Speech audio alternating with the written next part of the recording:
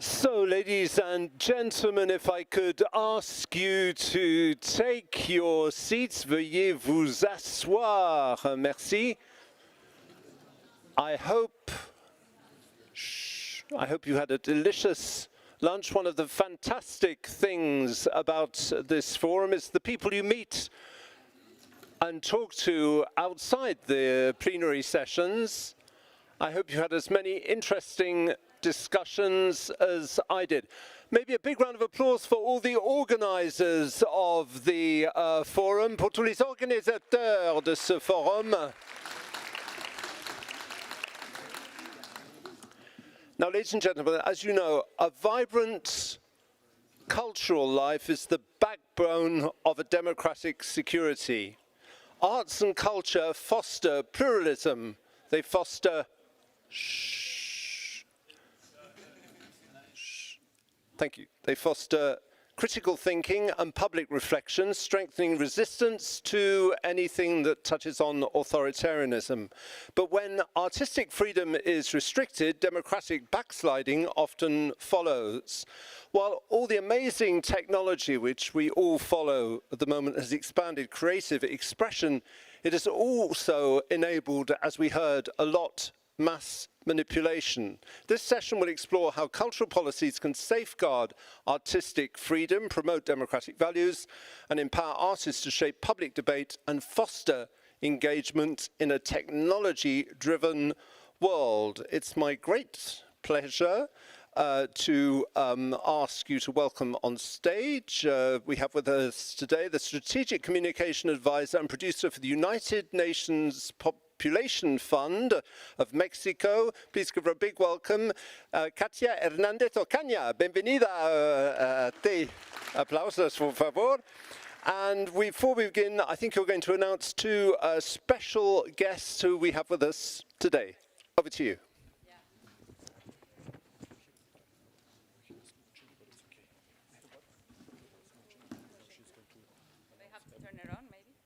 Hello? Yes. Thank you and welcome to this table. We are going to delve into the interesting question on how culture and culture policies can strengthen democracy. And before we start with our panel, I have the pleasure to invite for the initial address to Jana Andreasi, Minister of Culture of Armenia. Please, a round of applause. Thank you.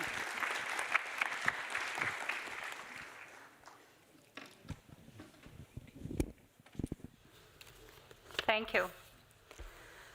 Distinguished colleagues, dear participants, ladies and gentlemen, I would like to express my sincere gratitude to the organizers of this 13th edition of the World Forum for bringing us together with the framework of the global dialogue on the future of democracy.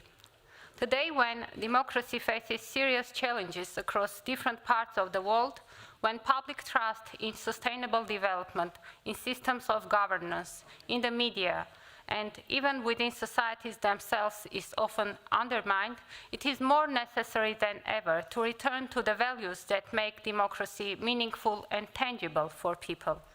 In this very context, the initiative of the Secretary General, the new Democratic Pact, is more than timely and important, and the Armenian government fully supports it. It is noteworthy that learning and practicing democracy is the first pillar of the pact, highlighting the importance of ensuring equal opportunities for democratic participation and access to rights for all through supporting formal and non-formal education initiatives that equip European citizens, especially young people. While looking ahead, it is essential to look through the history and identity that existing best practices the democratic future can be built on. Refraining from any attempt of falsification and misinterpretation of our common history can foster an environment where history education bridges cultures rather than divides them. This is successfully carried out by the Observatory on the History Teaching in Europe, and Armenia firmly supports its mission to promote quality education in order to enhance the understanding of democratic culture. It is precisely here that culture, cultural dialogue, cultural tolerance, and mutual respect for expressions of cultural identity assume a primary role. For Armenia, democracy is not an important political value system, but a deeply rooted civilizational choice. At the core of our state policy lies the vision of building a society endowed with a strong sense of civic responsibility, one that is grounded in human dignity, creative freedom, and inclusiveness. In other words, a society for which freedom means the ability to think, to create, and to respect.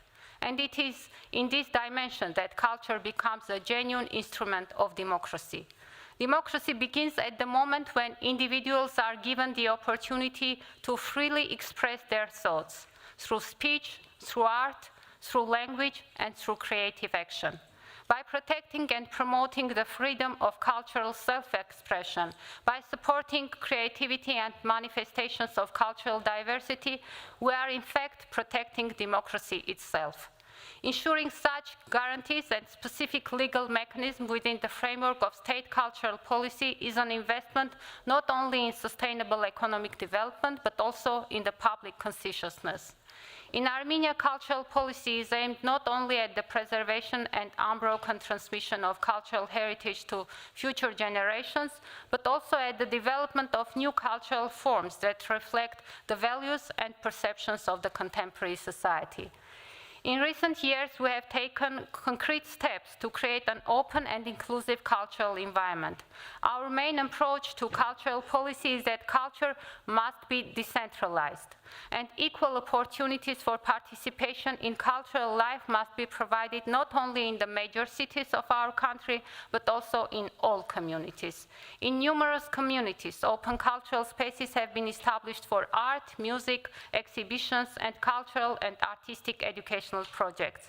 These spaces bring together artists, young people, community members, local authorities, and the international partners.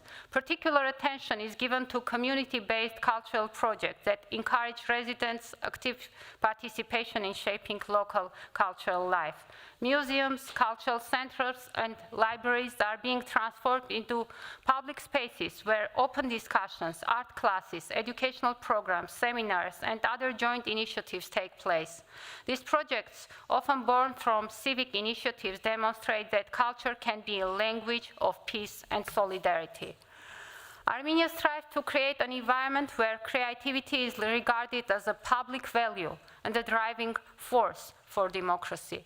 We support the creative industries, design, filmmaking, digital arts, new media, and other sectors that enable young people to engage in global cultural cooperation without losing their sense of identity.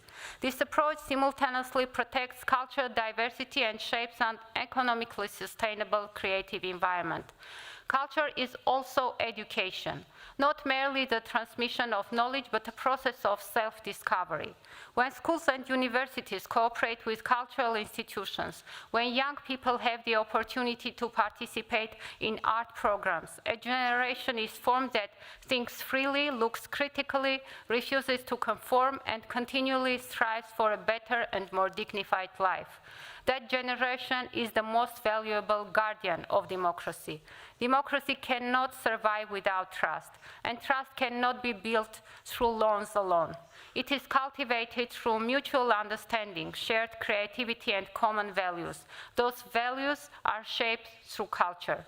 Therefore, cultural policy must be viewed not as an accessory, but as a fundamental instrument for rebuilding social connections, strengthening education, and reinforcing civic responsibility. We are convinced that the culture of every nation is part of the world's polyphony, and only when all voices are heard, large and small, renowned and still unknown, does democracy gain its true meaning. Armenia actively participates in international cultural initiatives and forums. In particular, Armenia is involved in the Council of Europe's Cultural Roots program, whose 15th advisory forum will be held in Armenia in 2026. For almost 2 decades, Armenia has joined the European Heritage Days initiatives, carried out under the motto Europe, a common heritage, of the Council of Europe and the European Union. I am pleased to inform you that the Cultural Crossroads Yerevan International Conference, dedicated to the 20th anniversary of the UNESCO Convention on the Protection and Promotion of the Diversity of Cultural Expressions, will take place from 26 to 28 November this year in Yerevan. During the conference, it is planned to adopt a declaration on achieving sustainable peace through cultural diversity. This declaration emphasizes that cultural diversity is a vital part of humanity's heritage, fostering dialogue, education, peace, and mutual understanding among nations and peoples.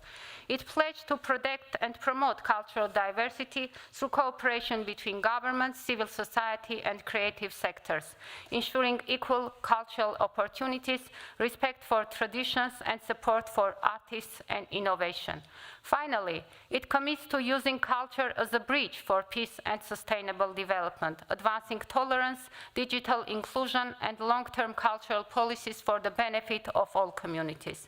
In addition to the UNESCO and Council of Europe Cultural Conventions, Armenia ratified in 2012 the Council of Europe Framework Convention on the Value of Cultural Heritage for Society, the FARO Convention, which broadly addresses the right to cultural heritage as an integral part of the right to participate in cultural life and education, placing it among the fundamental human rights and freedoms.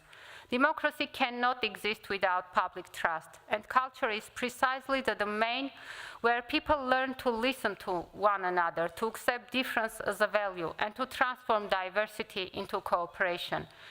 In this context, special mention should be made to the Yerevan Book Festival, which has been organized for 8 years now and has become one of the key events in Armenia's cultural calendar, uniting writers, publishers, artists, educational institutions, and the reading public. Yerevan Book Festival has become a platform of cultural democracy, where free speech, the exchange of ideas, and creative self-expression foster public trust and solidarity. Ladies and gentlemen, democracy requires the courage to listen, the patience to understand, and the creativity to unite. We believe that these values can shape a more peaceful, just, and human world. Armenia stands ready to share its experience, to learn from others, and to continue cooperation for the sake of a world where culture is not a luxury, but a vital condition for democracy. Thank you.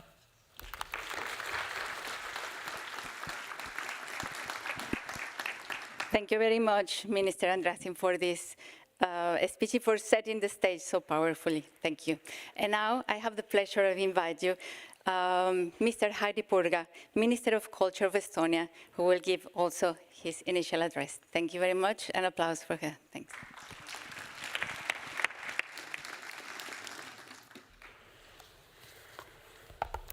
Dear participants, dear guests, I'm honored to be here.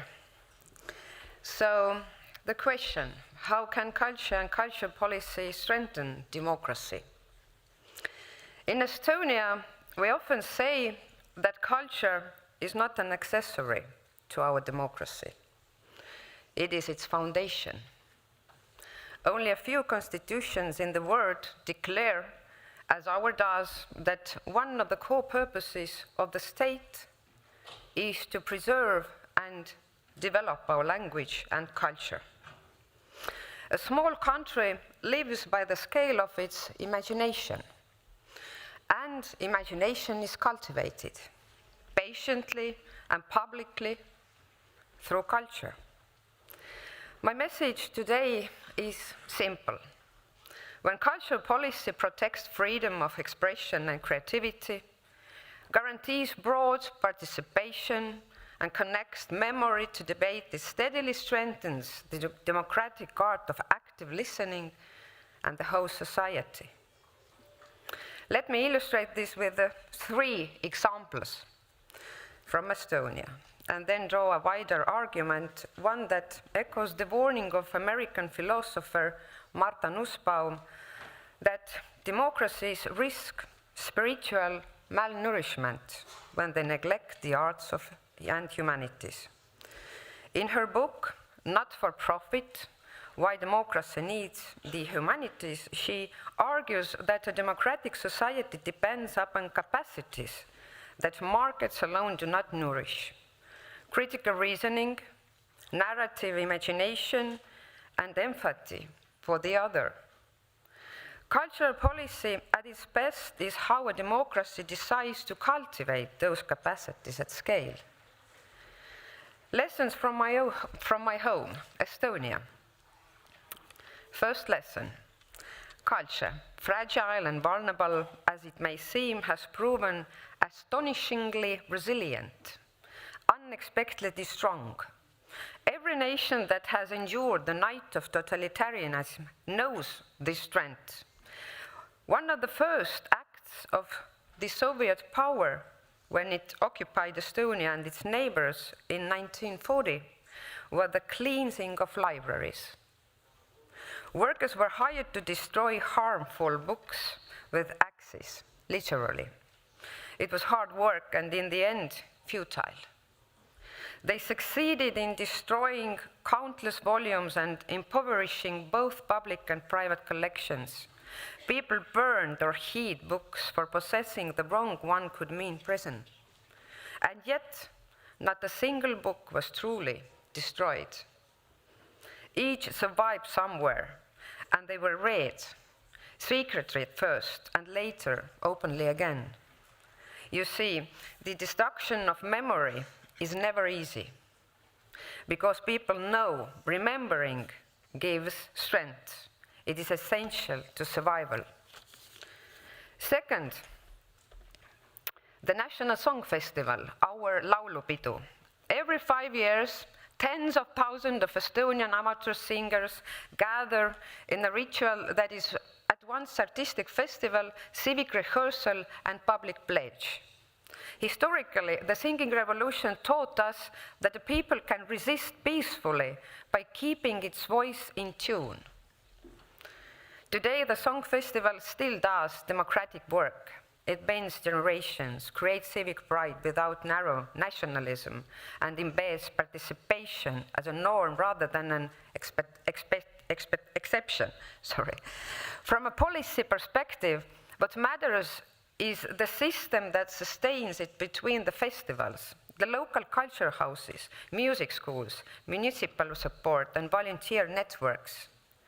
Democracy is strengthened not only by the ecstasy of the mass event, but by the everyday practice that makes the event possible.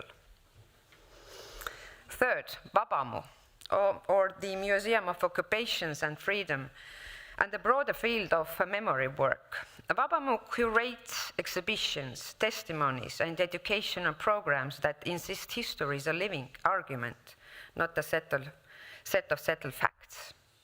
In recent years, it has connected past experiences of occupation with present dilemmas of disinformation, war, and displacement. Visitors are invited to consume a story, but to test themselves against it. What would you have done? In this way, memory institutions become schools of democratic conscience. Cultural policy that secures their independence and reach is an investment in intellectual honesty. From these examples, 3 principles emerge. First principle: culture nourishes democratic capacities, not just content. Marta Nussbaum's emphasis of imagination is crucial. A free press may carry facts, and we must defend it, but the arts teach us to see the world through others' eyes. Theatre trains us to hear a line that hurts and not walk out. Literature trains us to suspend judgment long enough to learn. Music trains us to subordinate virtuosity to the ensemble. Non-radical virtue of understanding that the neighbor's view, however wrong, can be understood. When citizens practice that capacity in cultural settings, they carry it into politics. Second principle: participation must be designed and resourced. We talk often about citizen engagement, as if the mere availability of online comment box sufficed. It doesn't. Our experience shows that people participate when they can see the pathway from voice to conscience. Cultural venues, libraries, museums, galleries, theatres are ideal gathering places for citizen assemblies precisely because they are trusted, local and human-scaled. When the ministry funds a theatre, we do not fund only premieres. We fund foyers that double as civic rooms, dramaturgs who can moderate forums, educators who connect performances to curricula, and accessible ticketing that lowers the threshold to attend. Third principle, protection for provocation is a democratic obligation. Cultural expressions will sometimes offend, disturb, or mock power. Good. Their alternative is bureaucracy of timidity. It is very important to understand that art is never truly apolitical. Even when it seems abstract, it engages the deepest political act. It questions assumptions, tests limits, and expands our moral vocabulary. Politics, in its growing professionalization, often narrows the conversation. Art reopens it. And democracy depends on this widening, because for any argument to lead to an agreement, there must exist shared values, a sense that despite our differences, we inhabit the same moral universe. When that disappears, when we no longer share even the language of understanding, democracy collapses. What follows is not dialogue, but war. True, culture has rarely prevented wars, nor the collapse of democracies, but though those may be part of human nature itself. But culture has been indispensable of rebuilding what war and tyranny have destroyed. It provides the common ground where enemies can once again meet as humans. One might think then that culture is a faint, nostalgic voice, inaudible in normal times, useful only in crisis. Yet culture is, above all, a living tradition. Modernity often forgets this, believing that progress lies only in the new. But every innovation, every avant-garde gesture is meaningful only in relation to something older, something known. To write a revolutionary poem, you must first know what poetry is, its tools, its history, its craft. The new is born not from nothing, but from a deep conversation with tradition. Maintaining that tradition is costly. Museums remind us of this. But even museums are not just storage rooms. They are laboratories of renewal, re-imprinting heritage, bringing the past into new light. Because culture, even without teaching directly, teaches us humanity, what it means, what it might mean. And in that endless exploration, art and democracy meet.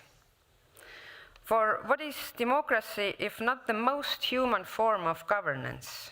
Not perfect, not easy, but the one that, like culture itself, allows us to question, to change, to begin again. This is the reason why we also need to address two crucial realities we now face. On media transformation, we are in an age when cultural intermediaries have been flattened by platforms. Our answer cannot be nostalgia. We must underwrite cultural journalism and critical review forms that teach citizens how to evaluate rather than merely to consume. And we must pair platform regulation with cultural education so the next generation reads images the way previous generations read texts. And last but not least, on AI, digital heritage, and small language futures. For countries like Estonia, language is both a constitutional commitment and a living technology. We must invest in open corpora, speech tools, and trustworthy AI that serves small languages. Require that publicly funded digitization is accessible and reusable, and ensure that cultural data infrastructures respect privacy while widening participation. When algorithms become the new librarians, cultural policy must become the new library science. Let me end where I began. Estonia did not sing itself free because we all agreed. We sang ourselves free because we had learned through choirs, classrooms, kitchens, and cultural houses to keep company despite our differences.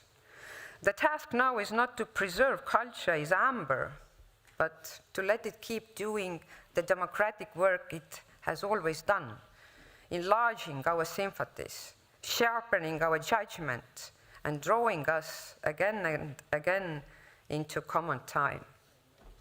Culture does not merely reflect democracy, it rehearses it, it renews it, and when needed, it finds the courage to sing it back to life. Thank you.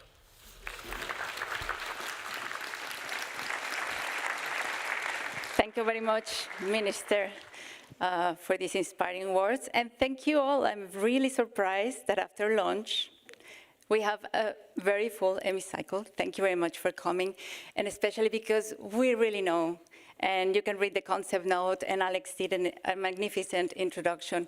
But the idea that we really want to make you keep in mind is that really a vibrant cultural life is really the backbone of democracy. And that's what we are going to talk about here. And for that, we have amazing panelists today, and I'm very honored to present them. So I will start with, nonetheless, Professor Parul Dav Mukherjee. If you can come with us, please. She's Dean and Professor at School of Arts and Aesthetics in Jawaharlal Nehru University.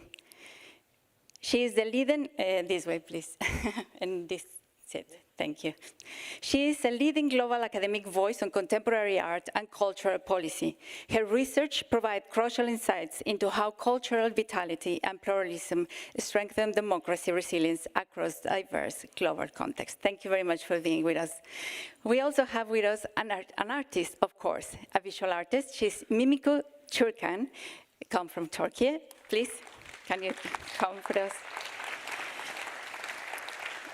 Her compelling work challenges structures of power, domination, and systemic gender-based violence, driving critical reflection essential for demographic change.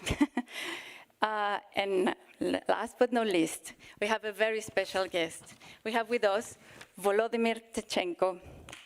He's co-founder of the Ukrainian production company 4 Films. He's a member of the European Film Academy. He's also a veteran of the Russian-Ukrainian War, decorated with the Medal of Courage in 3rd degree, and Knight of the Order of Arts and Letters by the French Minister of Culture. So it's really a pleasure to have you here.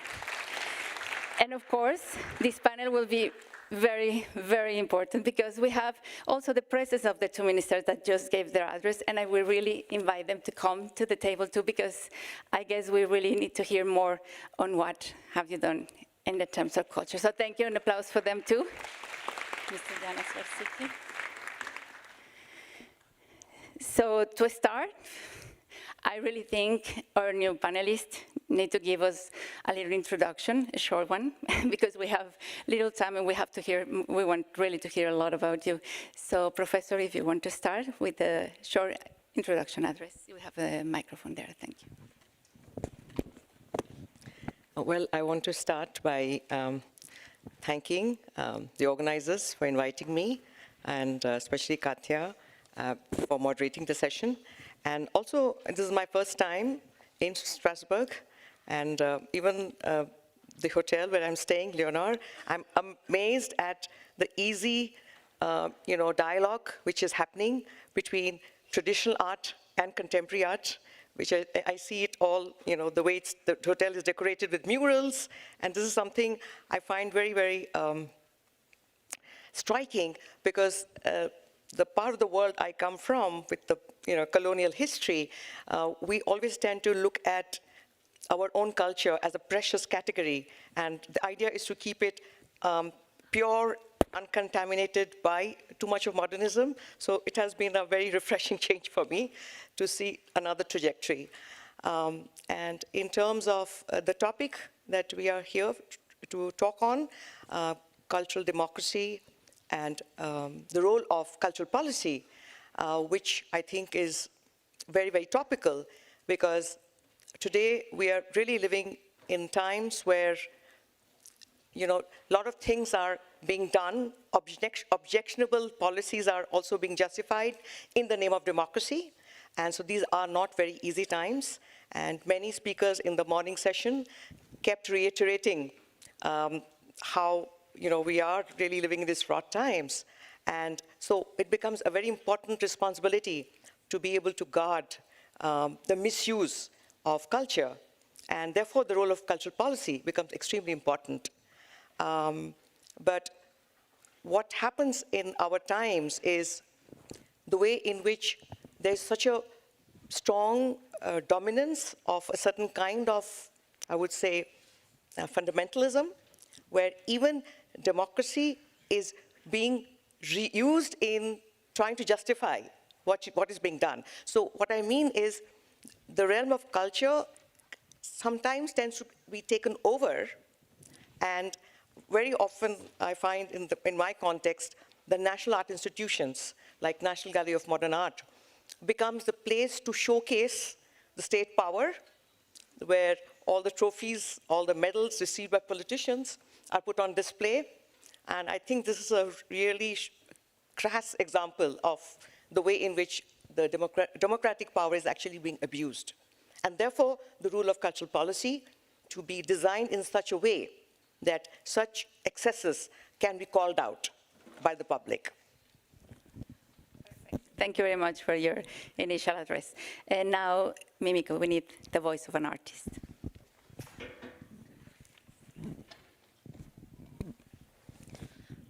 I would like to first thank you as well for this invitation and for this organization, and I'm grateful to be able to talk from an artist's point of view.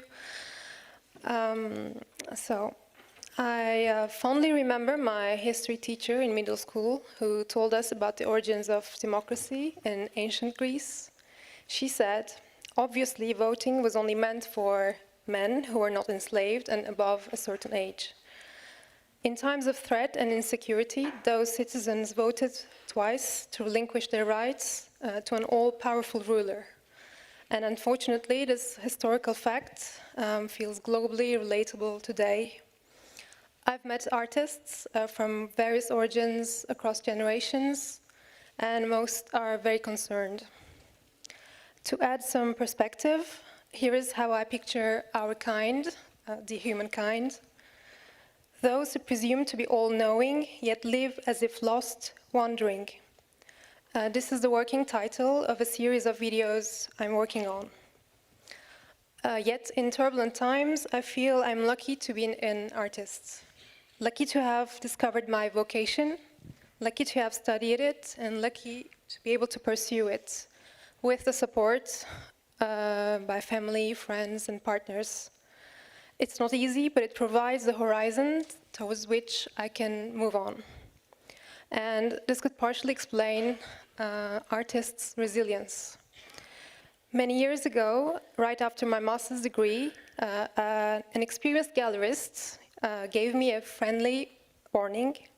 As a young woman artist, it would take more effort to become established, since collectors might suspect I would quit doing art to become a mother. The numbers seem to confirm this view. There are more women graduating from art schools than women artists represented by galleries and recognized by the art market. In reality, we still have a long way to go to acknowledge and address the reasons behind this invisibility.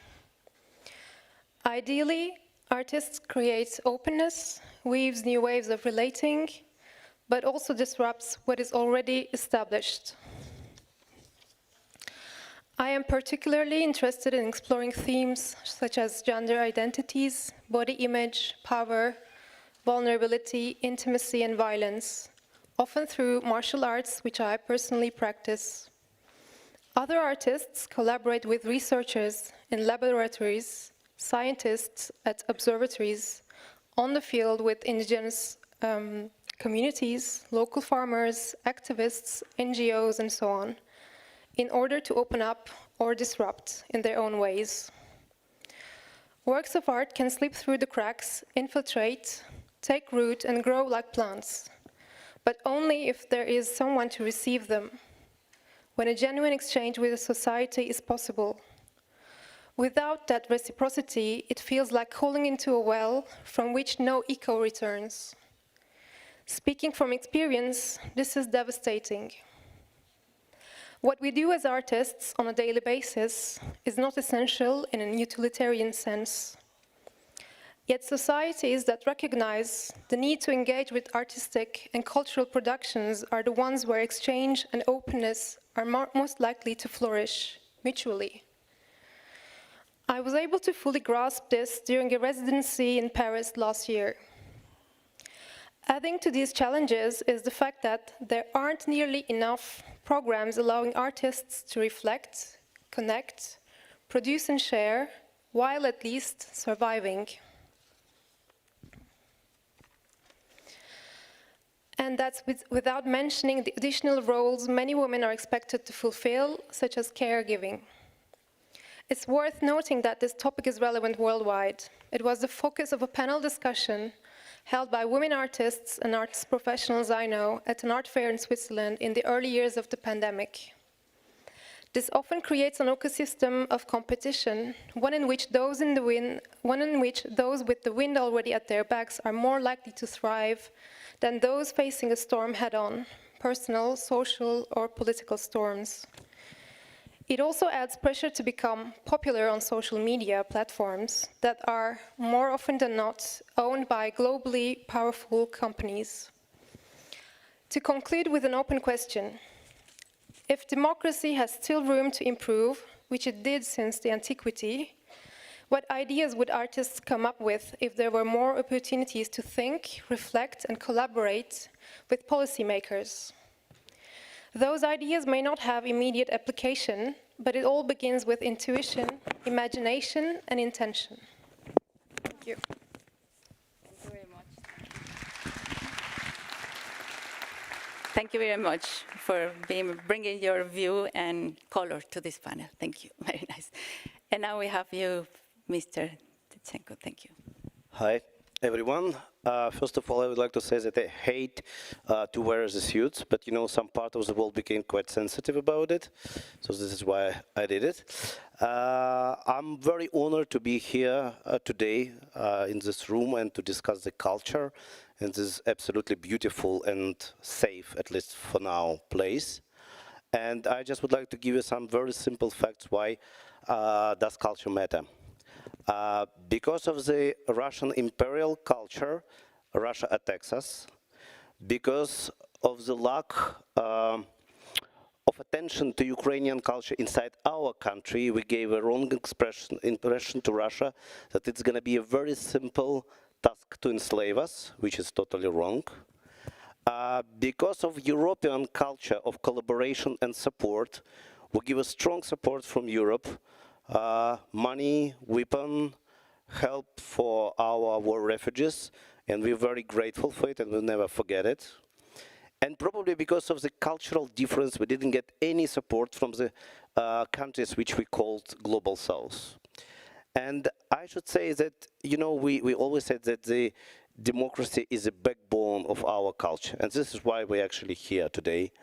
But it's not given us as a gift. It's not given us as something which, you know, will be with us forever. We have to fight for it, and sometimes we have to sacrifice our life for it as well. And Ukraine is a great example of this fight now. And I know that no one really wants to, you know, think about the troubles in the future. We all, like, you know, in this Hollywood movie, Don't Look Up. And of course, course, that's the moment when we have to wake up, actually. And we have to accept some simple facts, like we have to accept the fact that this world which was created after Second World War is no longer exist anymore. We have to accept the fact that it's a new axis of evil of countries which is really would like to destroy the democracies. I mean Russia, I mean Iran, I mean North Korea, and I mean China. And we have to accept the fact that we have to be prepared for this kind of dark future which expect us. And I just would like to say that only one weapon which we have for now, except the other, of course, but only one which we discussed now is the culture. And culture is only one weapon which could give us a, critical thinking, which could teach us how to cooperate all together. And it's probably only one thing which could make us humans in the only one proper means of this world. Thank you very much. Thank you very much. Well, I promised this panel was going to be very interesting and very diverse. We have policy, we have academia, we have also the fight, directly fight. And before we start the conversation and we open the floor for the audience, first I would like to see if someone wants to address each other's, but also I want to see if the ministers have some comment before, because I know you were listening and maybe you have something to reflect. And if not, I have a question. Because before giving the audience, I'm sorry, I'm moderating, but I really would like to know, we have women here, I mean, we are majority, and I'm really happy to see this here. And I would really like to ask about policy, and how can policy secure this equity between women and men, and in your examples and your ideals, what are you doing or happening? Thank you very much. Who wants to, yeah, Mr. Pruga? And thank you. I didn't know you were a very famous figure in music. That's very nice. Thank you for remembering that. I am still today. Good. Yeah, only in Estonia. I was, my history is going back to radio journalism. So I was radio host, and then after that, for a long time, for long years, head of radio station, which played alternative and modern music, so to say. But it was under the wing of National Public Broadcasting House. And I had my own radio show there also, and I was a DJ, quite well known. And I'm DJ really right now also, because this is something the field is something where I came from, and it is really important to me still today to keep this connection with my inner self when I'm playing music to others. And certainly it enlightens me and gives me more strength and understanding, and of course, after all, humanity to stay focus and in right path and or way in politics, in everyday job I'm doing. So talking about Estonia, we do not have, a big problem talking about men and women situation in politics, because we have right now in our government there are at least half of ministries are women. And in Estonian parliament, the situation is quite good, I would say. But we must keep it in mind, because it's today, but we do not know what's going to happen tomorrow. And we must, focus on this subject and make it easier for women who want to attend. This is our obligation. Perfect. Thank you very much. And Minister Jana Andreasen, you are an advocate for these issues. I know you've been working a lot during your career on this and on gender equity. So what would be your input on this?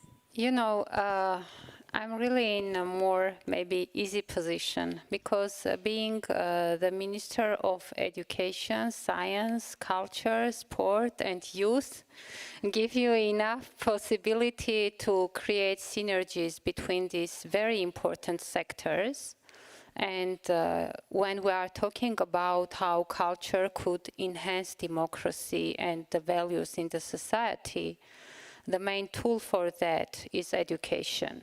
So being able to implement reforms in both sectors is very important. And I could say that this is one of the experiences of Armenia that would be happy to share with other countries, because there was a lot of debate in our country when we have this institutional reform to unite different ministries.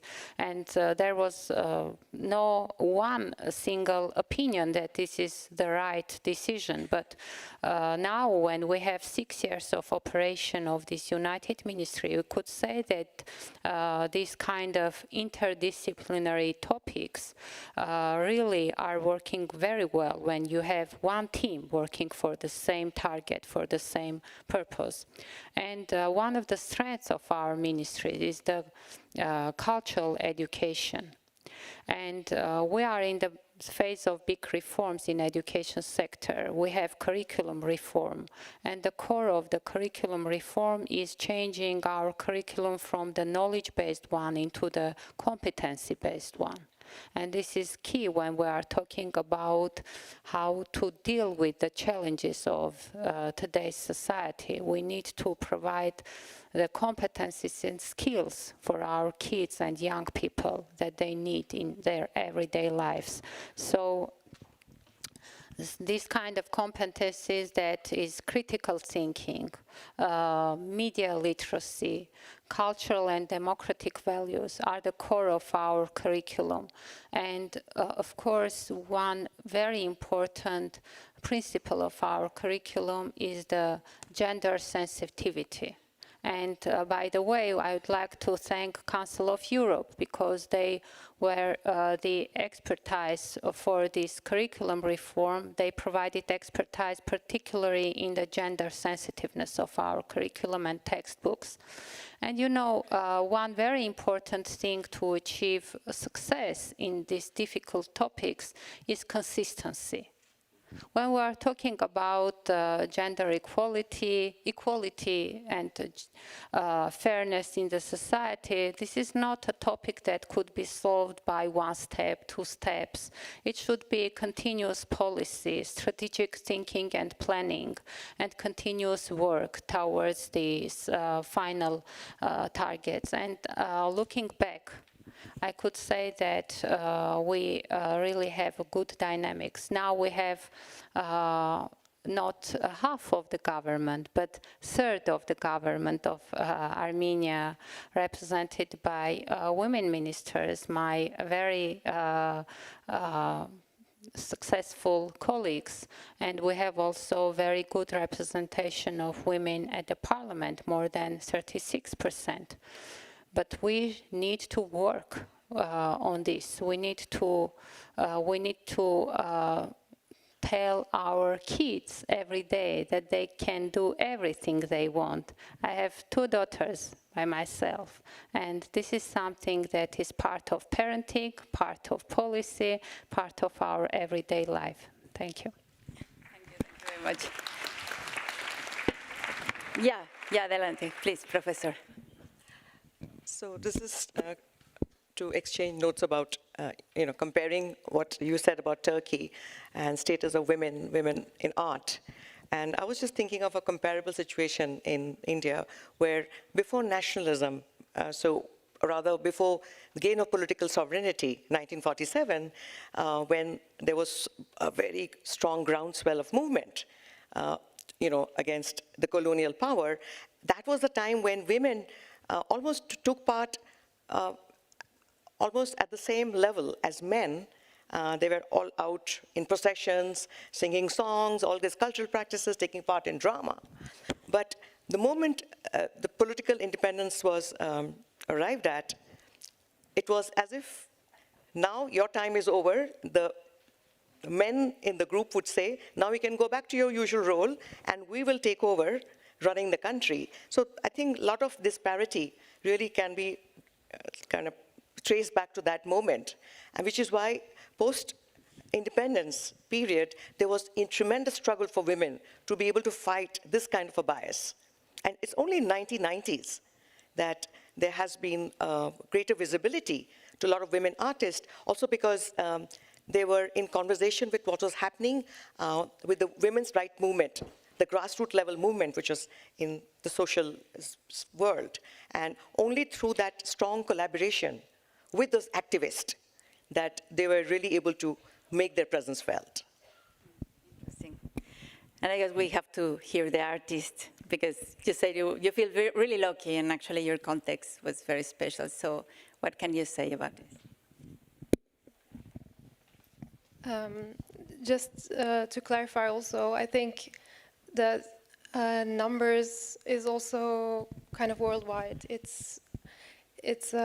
I feel that we're not just about talking about local problems, but it's a really wider problem, which is also difficult to accept from my point of view, because I feel there's so much to improve locally as well. In terms of policy making, I think I would go back to what I said before, how artworks can slip through the cracks. And I do think that we could have more policies or programs, funding, that can go through cracks as well. Because actually we nearly don't have enough funding or opportunities for whatever an artist can put on the table, and it is a tremendous loss for, I think, the cultural sphere in that sense. And I can give an example from a project that I did, which was called "Fight Like a Girl," and this is this insulting comment that was later appropriated by women, especially through social media.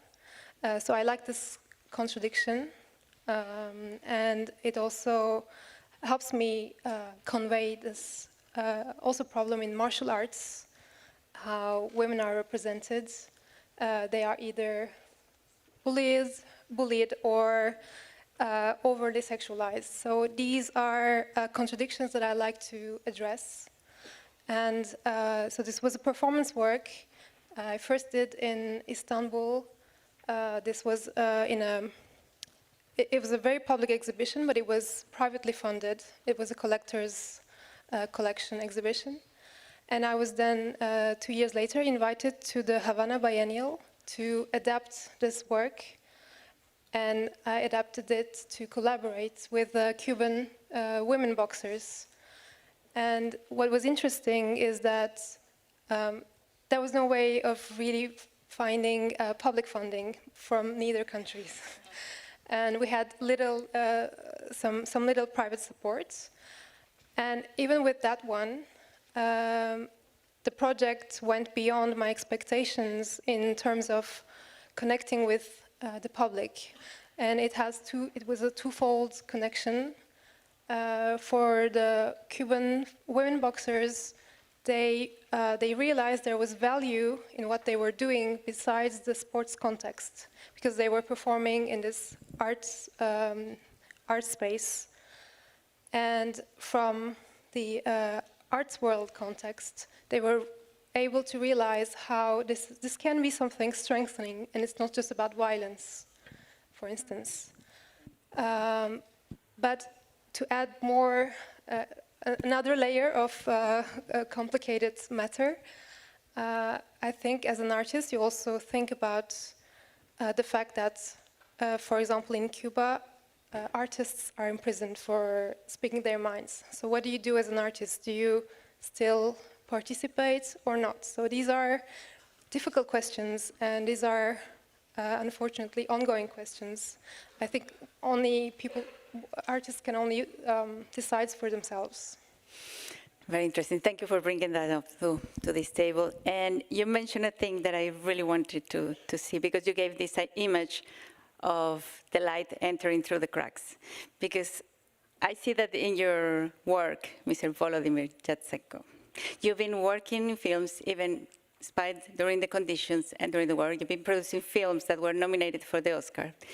And you, in some way, managed to convey hope in the midst of everything through your art. So it will be very interesting to see more about the hope as a weapon. Thank you very much for the question. It works. I think you down. Thank you very much for your question. Yeah, let's talk about hope. Probably it's only one resource which we still have, like, unlimited in Ukraine, because without the hope, nothing really matter.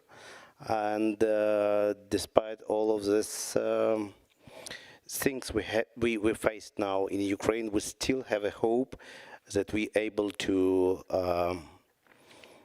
have our independence, to have our country, and of course we still have a hope that the whole world is not going to hell like it looks like now. Sorry for that. And so yeah, hopes is really matter, and irony as well. And probably the most ironic people is the soldiers. Sometimes they even cynical, because it's only one way to protect your mind, to be absolutely destroyed. Because of course, war is not something which human beings should be involved in. That's probably why. So I always thought that the World Forum for Democracy is a place for hope and a place for ideas. So I hope we can turn around the conversation to that ideas. And before I go to the audience, is there something you want to reflect or build upon on the things that have been said? Okay, so we open to the audience. This is the moment. I have like several. So let me explain you how we do, because we have really limited time. So I will choose like 3 or 4 questions. I'm sorry if I don't choose everybody, because we can't. And I ask you, when you answer the question, please do the question, just do one, because we have limited time. And you have to press, I have instructions, you have to press the button once, so then the microphone is on. So we have so many, I don't know how to say. Okay, the 149, please. Can you help her to put the microphone and turn the microphone on, please? Thank you. This is Mariam from the Advisory Council on Youth in the Council of Europe. And so cultural participation often depends on privileges like networking, funding, and recognition. So how can cultural policies make sure that marginalized young people are also able to participate and influence democracy through arts? Okay, we have one. I think we have just 2 more. Okay, 064, you're very eager to talk. Come on. I would like to pass the floor to number 65. Okay. Just one question, please, because we're very limited of time. Thank you. Can you say your name and affiliation, please?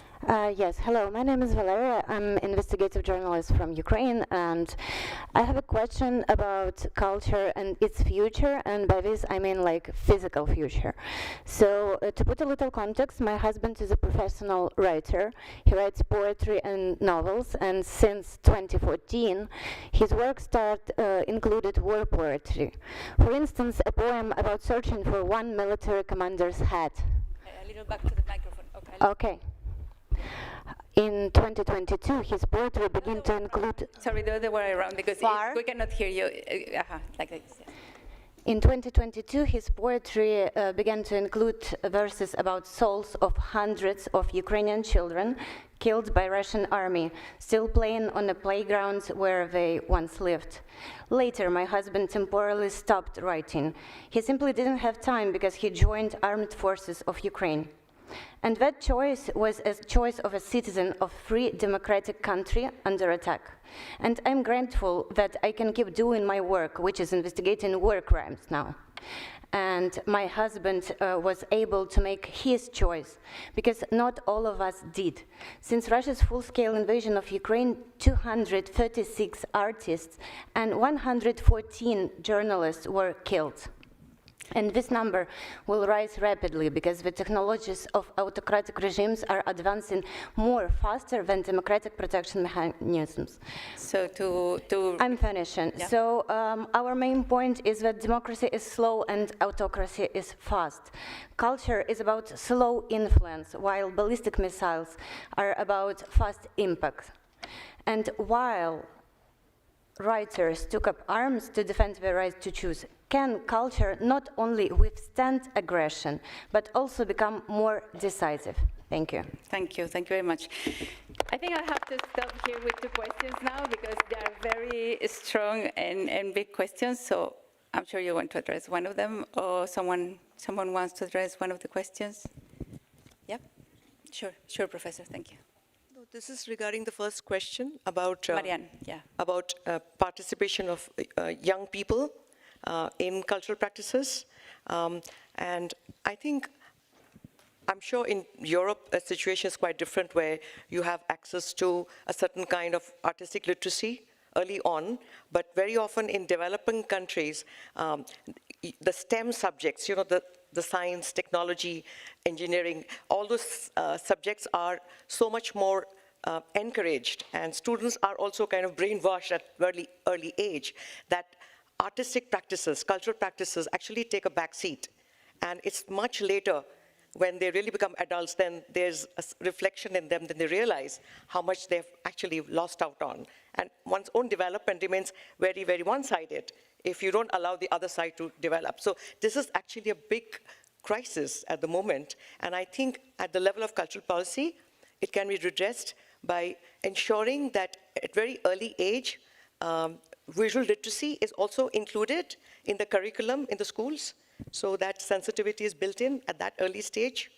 And also, at the place that I come from, there is a very long history of, you know, this kind of inequality between what you achieve through intellectual labor and what you achieve through physical labor. And that is itself the basis of the caste system, social hierarchies. And I just feel that by actually foregrounding artistic practice or cultural practices, that divide can actually get healed. And it really prepares for a better society. Thank you. You want to add something, Minister? Thank you. I'd like to address the first question. And, you know, I'd like to emphasize the specific group of young people that was mentioned in the question, that are more marginalized young people that usually are not in any of our systems, and they are not also in our formal education system to address them through the formal education programs and systems. I could share the experience of Armenia. We are creating youth centers in different regions of Armenia, which are really environments for young people. Also, the group of young people not in education and employment, which is the specific and more targeted group for this specific policy action. And in these youth centers, they have the possibility to come and to join any of the classes that is provided there, including financial literacy, media literacy, different art programs. And I do believe that this kind of non-formal environments that are accessible for all are really important to give opportunities for everyone, and even in later ages to come and to be part of the processes. And in terms of this STEM or non-STEM education, you know, I do think that this kind of dichotomies are not useful, not for STEM, not for arts, because both in the science and in the arts, the main skill that we need is the creativity. And creativity could be enhanced through arts. So if we need strong learners in STEM subjects, we need to push for creativity. That is why in our schools we include art as a subject up to the 12th grade, because it's important in parallel with the other subjects to have art education. And I would be promoting for this kind of approach in all the countries, because it's really have a huge impact on the creativity and innovation. Thank you. I will just add a few sentences to the first question, talking about youth and participation. There are certainly different organizations where they can take part in. I mean, in under umbrella of art organizations, for example, or if you want to participate in politics, for example. So there are different possibilities. And when we are talking about elections, then we should, and we all know and should understand that there, you know, already tomorrow there is a big gap between generations, and we do need these young voices and their opinions to hear in our different countries and different societies and different democracies. So this is, you know, this is something which will happen anyways. But the question is, how do you step in, or which kind of door you choose to enter? So yeah, thank you. Well, I think the second question. Can I answer? Yes, address? You know, the second question is actually very interesting, because you talk about fast autocracy and slow culture. And you also gave a very interesting example of that poem about, you know, death of young children. And I think writers and poets have the power to not just touch children of one particular geographical region, but they also know how to make the audience connect with children from other parts of the world. For example, Palestine, where innocent lives have been lost. And I think it's when you connect that the pace of your ideas become fast enough to catch up with the pace of autocracy. Okay, so we pass. We have just another minute for questions. I know I have like several hands here in this side. So I just ask you, please, one question, and very simple, 155, okay? Hello, my name is Elisa Grukina and I come from Riga, Latvia. My question is to the Ministry of Culture of Estonia. So Estonia has long had a sizable Russian-speaking community. Latvia also has one. How has the state's ability to safeguard Estonian language and culture changed in recent years? Because in Latvia, this is really high on the political agenda. It is always on the news. And, well, I will not lie that Latvia is struggling with that. Thank you. Thank you. This is a really, really good and brilliant question. It has been a struggle for us, because this is the question of how to integrate and connect people who speak different languages. And this has been political decisions, you know. But parties have, you know, they are having different views, how to address the different audiences. You know, it's good by yourself, I guess. So what Estonia did, we decided that every school must teach in Estonian language. So, and this is, you know, we had done already, we should have done it already 20 years ago, but now we are here. We did it yesterday, so to say, but we did it. So we are hoping the best from it. And what I see as a Minister of Culture in my everyday job, that culture has the biggest impact to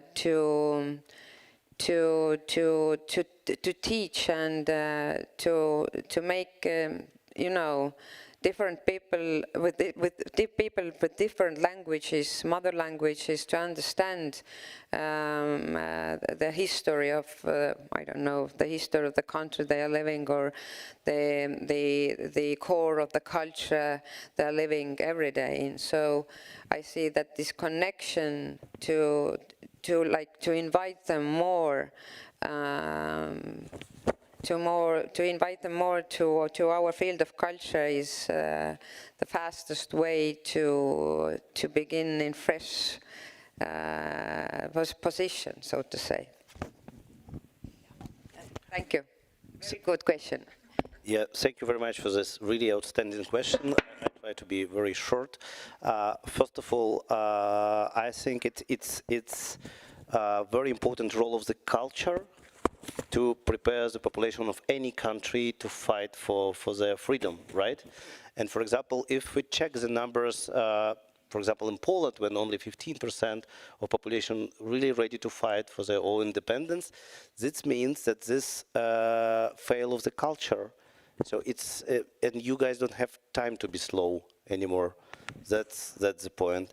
And the second thing also, which connect actually was first one, and of course we all know how the democracy works, and it's you have to check all the positions in a room and to give floor to anyone, but it's also common sense. And for example, now I see from the perspective of the film industry, it is a lot of Russian films which come back to the biggest film festivals like Venice, Sakharov, and so on. And nobody really pay attention to that.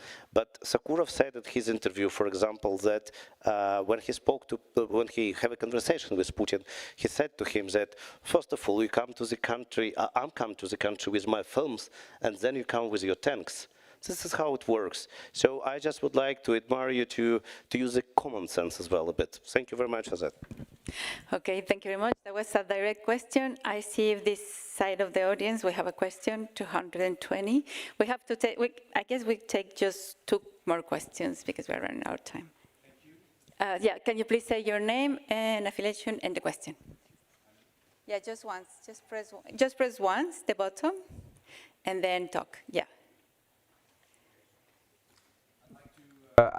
Okay, I'd like to ask my question to Madam Minister of Culture from Armenia and Estonia.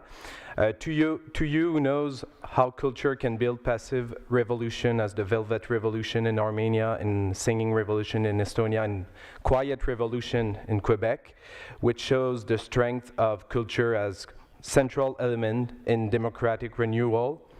Well, in my own country, it says that the modern Quebec was built by 1 or 2 ministers and 1,000 artists.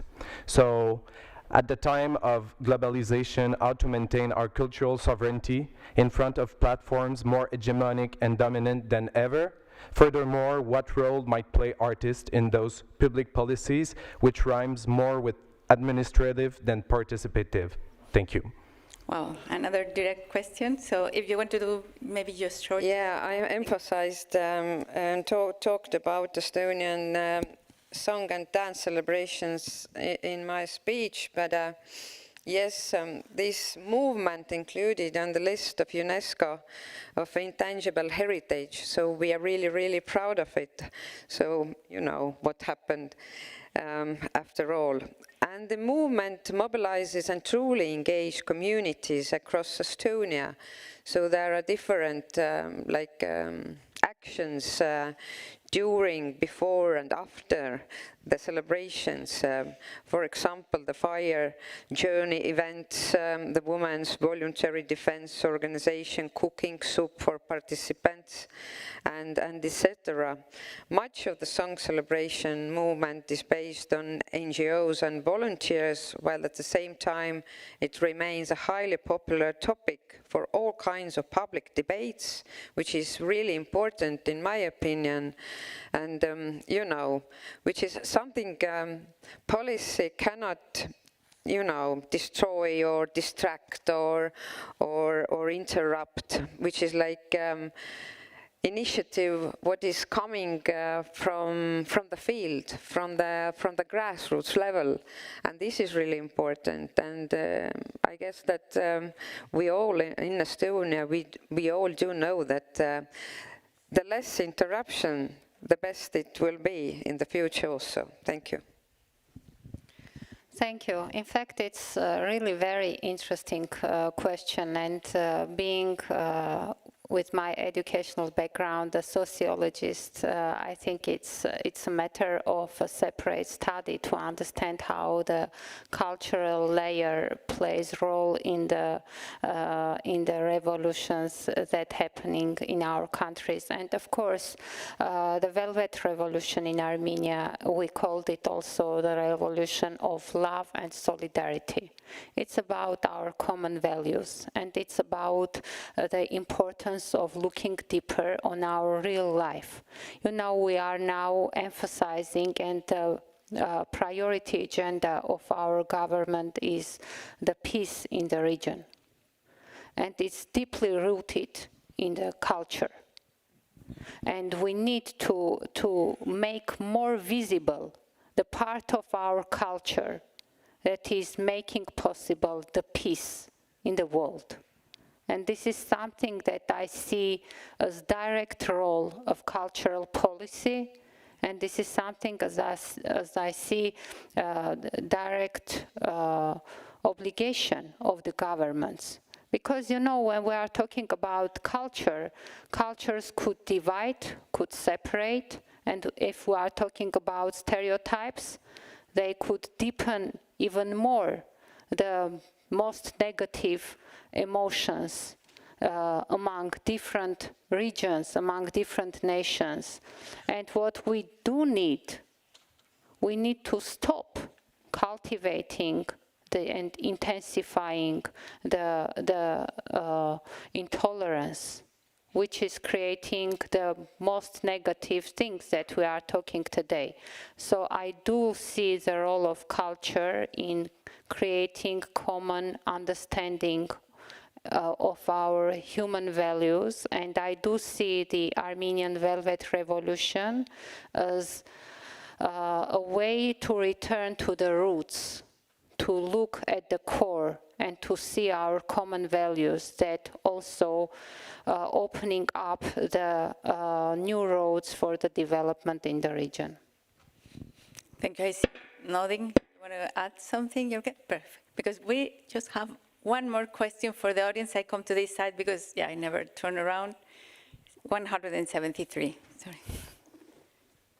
Can you tell your name and maybe stand up? I see you. Yeah, we see you, we see you. So, I've got a question for the Minister of Culture of Estonia. And it is that many countries define themselves as democratic just for their formal national, regional and local elections. Yet they limit freedom of the press or civil rights. So what criteria should we use to distinguish a true democracy for a democracy in name only?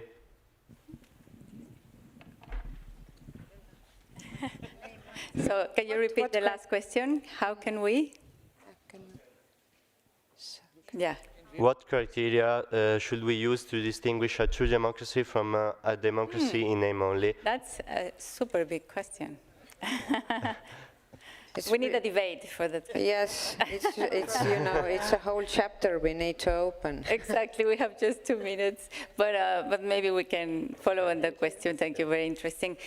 That leaves a room for, we're almost about to end. We have just 10 minutes left, so we have to go through the last round with each of you to know the final remarks and to leave this audience today with a little hope, maybe, or with a little upbeat. Who wants to start? Do you want to finish, Bev? Minister.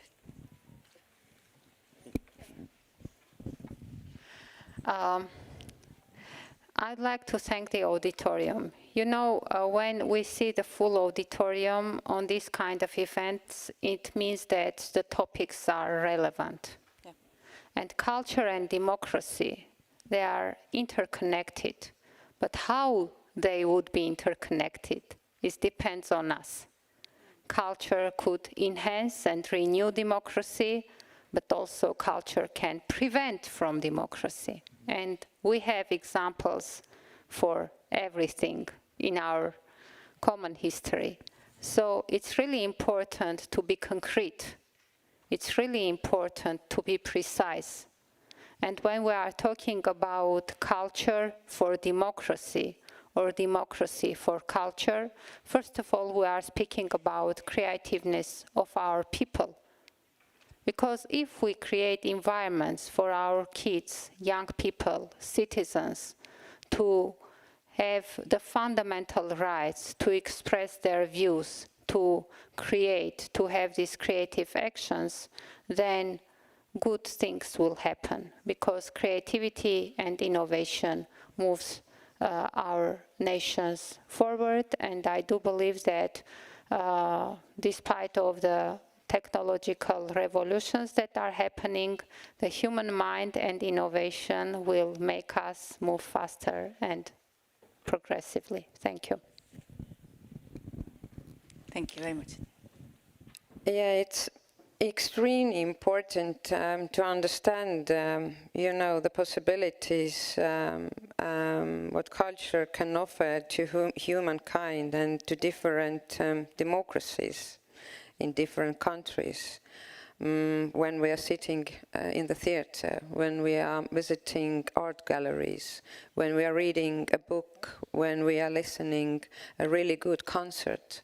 So, and we can ask those, you know, really important questions from ourselves, and we must discuss these feelings with others, and to do it with, you know, with human way, in human ways, not shouting or not, you know, addressing not non-politely to your partner. So above all, humanity is the most important thing what culture teaches us, and we need this. We need this for the future. Thank you.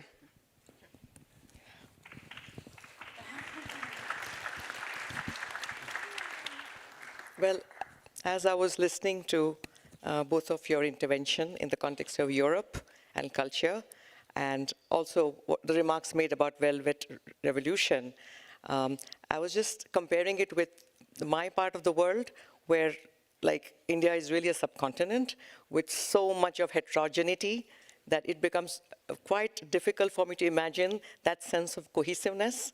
And therefore, we have a long history of, you know, living with differences, which also creates its own problems, because you don't have a cohesive, unitary cultural policy.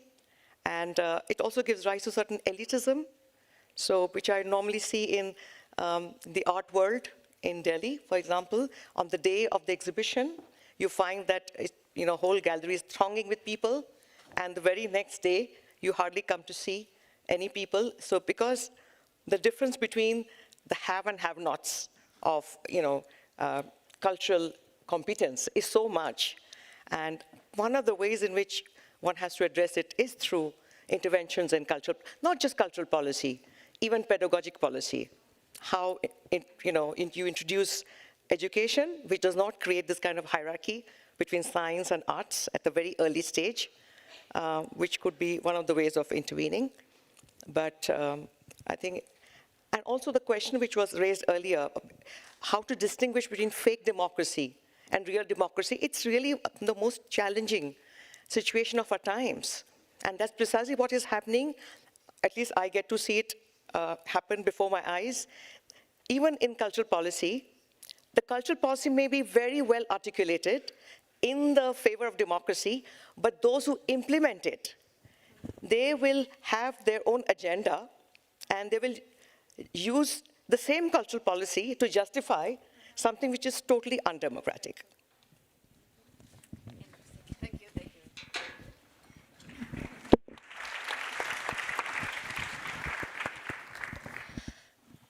In my position, I have more an understanding that goes from the individual to the collective. So I have for the same question raised earlier, I think, it brought up a memory of a friend of mine who is half French, half Turkish, studied until high school in France and then studied university and so on in Turkey. And she once told me, you know, in France, citizens learn first their rights, whereas in Turkey, it looks like you learn your duties first. So in that sense, I think it's not about just a system, but it's how do we perceive ourselves in that system as individuals, and how do we position ourselves from a more individual position. Thank you. In the whole, this way, on the stage up, it is exhibition of one of the greatest Ukrainian photographers, Sergei Mikhalchuk. He's a DOP as well, director of photography. He got his silver bear in the Berlinale and so on. And we won the war together with him. He was in my squad. I just would like to say that all of these pictures, they not whispering politely, they scream, but very silently. So it's very complicated to be polite and gentle when you see what's happened and you see the patterns. So of course, I don't want to be in the position of crazy Cassandra who say like, wake up, guys. But I mean, we just should really take in consideration that we are really in trouble. It's not about Ukraine anymore. It's about the autocratic regime which really fight with democracy all over the world. And my colleague today said before that democracy is not at risk anymore. Democracy is at war. And I just would like to say that just be prepared because the winter is coming. Thank you very much for your attention. Thank you very much. And I ask you a last round of applause, please, for our panelists. Thank you very much. I'm sorry we didn't have time for more of your questions, but we will. And I invite you to do your questions and keep the conversation going in the next panel. Thank you very much for your experience and for fighting from your different points for democracy and for culture. Thank you very much for the invitation. Thank you.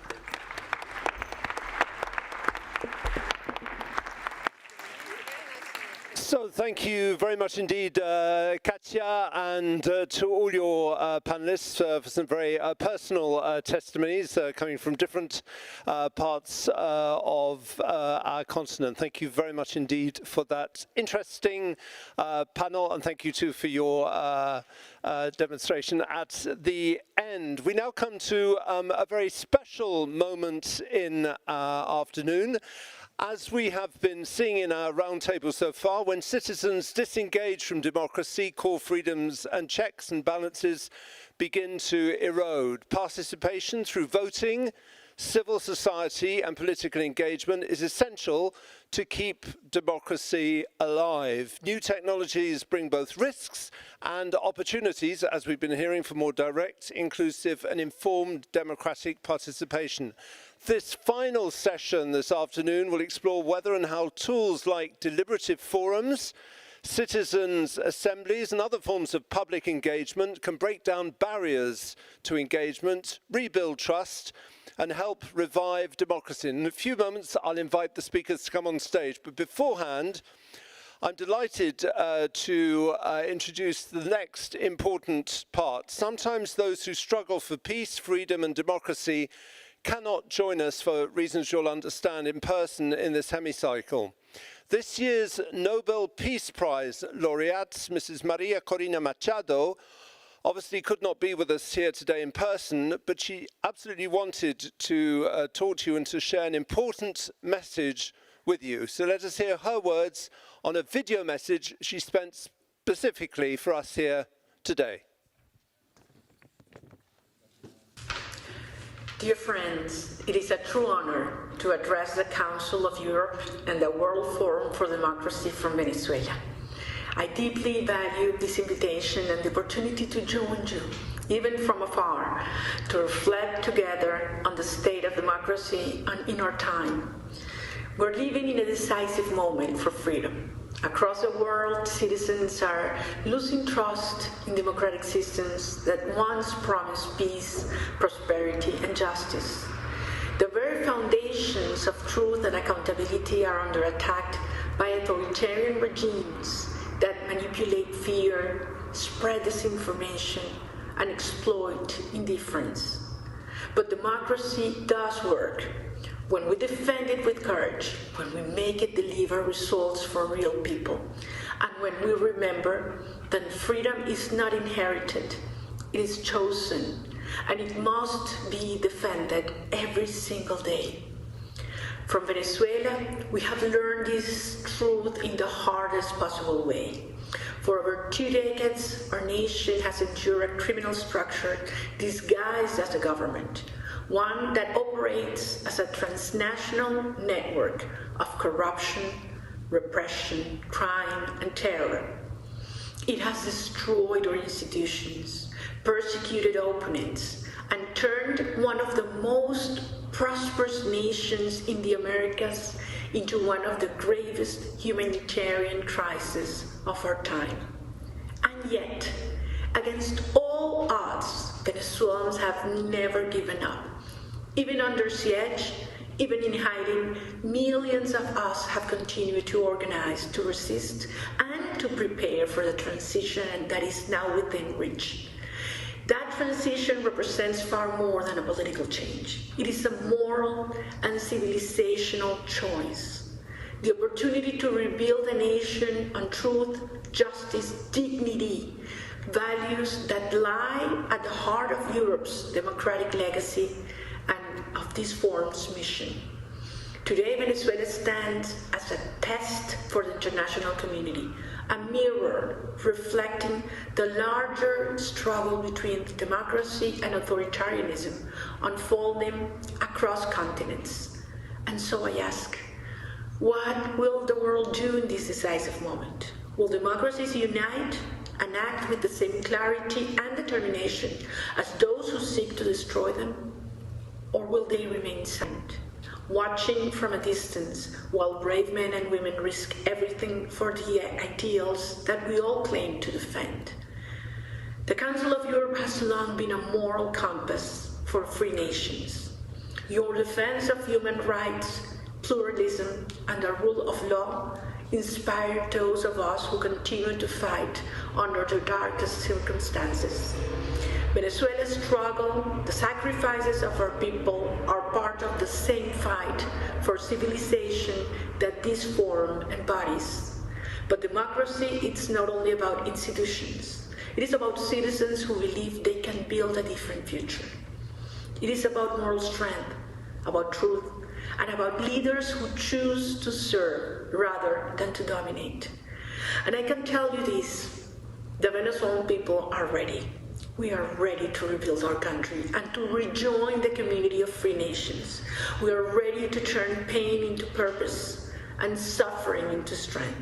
More than 9 million Venezuelans were forced to leave their homeland, but they have not abandoned it. They carry Venezuela in their hearts, in their work, their families, their resilience, their love of freedom. The day liberty returns, they will come back. They will return to rebuild our schools and hospitals, revive our industries and communities, and most of all, reunite families who have been separated for far too long. That return, that great national reunion will be one of the most powerful acts of healing and creation our hemisphere has ever seen. This forum reminds us that democracy is not in decline. It is being tested. And once again, as in every generation, there are those who choose to defend it with truth, with courage, and with love. On behalf of all Venezuelans who have never stopped believing, I thank you for standing with us and for keeping faith in humanity's most powerful idea, that freedom, when united with courage, can overcome even the darkest tyranny. Thank you very much.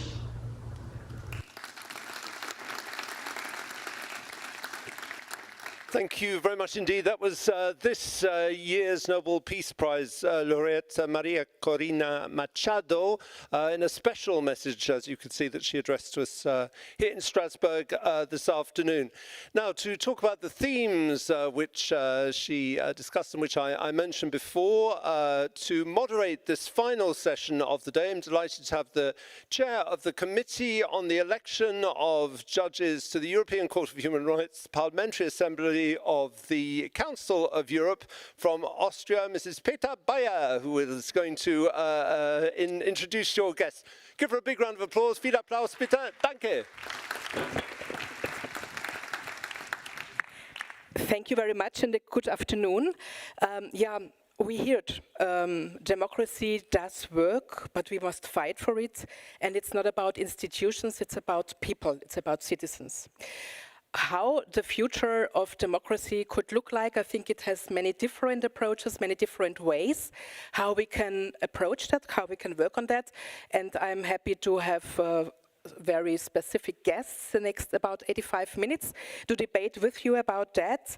I personally think that the goal should be a society of deliberative natives. That means that from a very early age on, you start not only to learn how democracy and participation works, but that you also see that you really have a say, that it really has an impact if you engage. And I think there are many ways to that.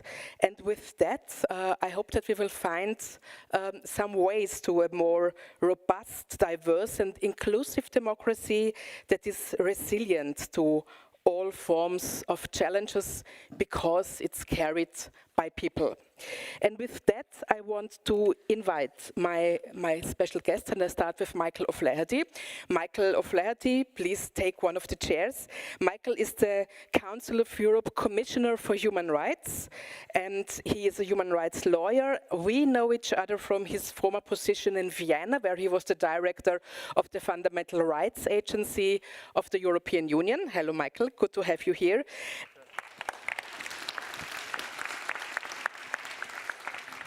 He also worked with the UN Human Rights Committee as a Human Rights Committee member. He was Chief Commissioner in Northern Ireland and imposed at the office of the UN High Commissioner for Human Rights. So great to have you here.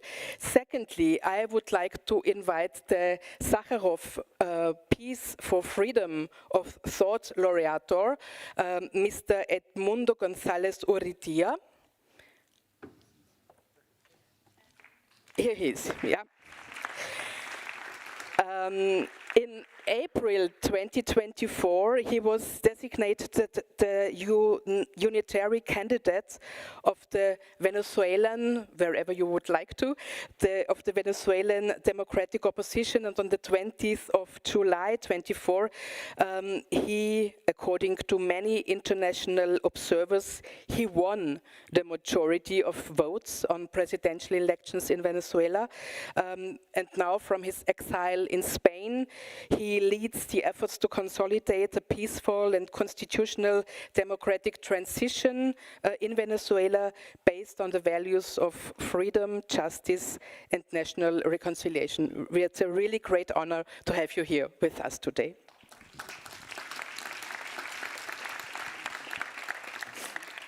Next, I would like to invite Dr. Kevin Casas Zamora. Please, also whatever seat you like.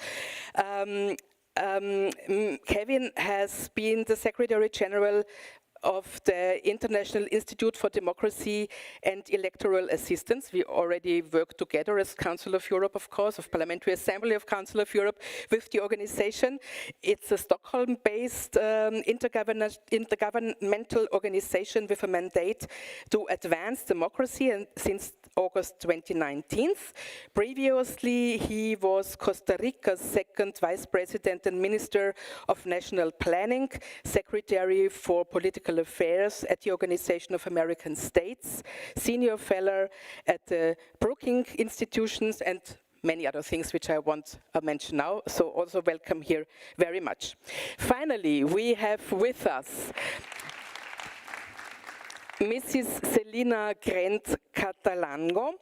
She is the Director for Global Affairs at the French Ministry for Foreign Affairs. She's a French diplomat who has held several positions in Europe and the Middle East, and she acts as the Director for Global Affairs.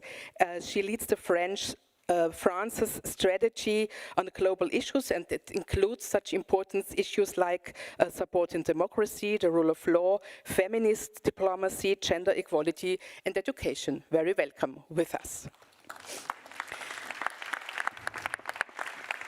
And finally, I very much welcome with us at the panel the youngest participant, Julian Sastoque. He is a Colombian youth leader and a politician who has advocated for democracy and civic participation since the age of 13. That's really great. He has led initiatives engaging thousands of young Colombians in peace-building, political participation, and the development of youth politics. And he himself was elected to Bogotá's city council at the age of 23, and now he's serving already his second term, so quite experienced already, and still leading, continues to empower the new generation through his youth-led platform, Youth in Politics, and he is also the winner of the Kofi Annan Next Generation Democracy Prize. So great to have you with us.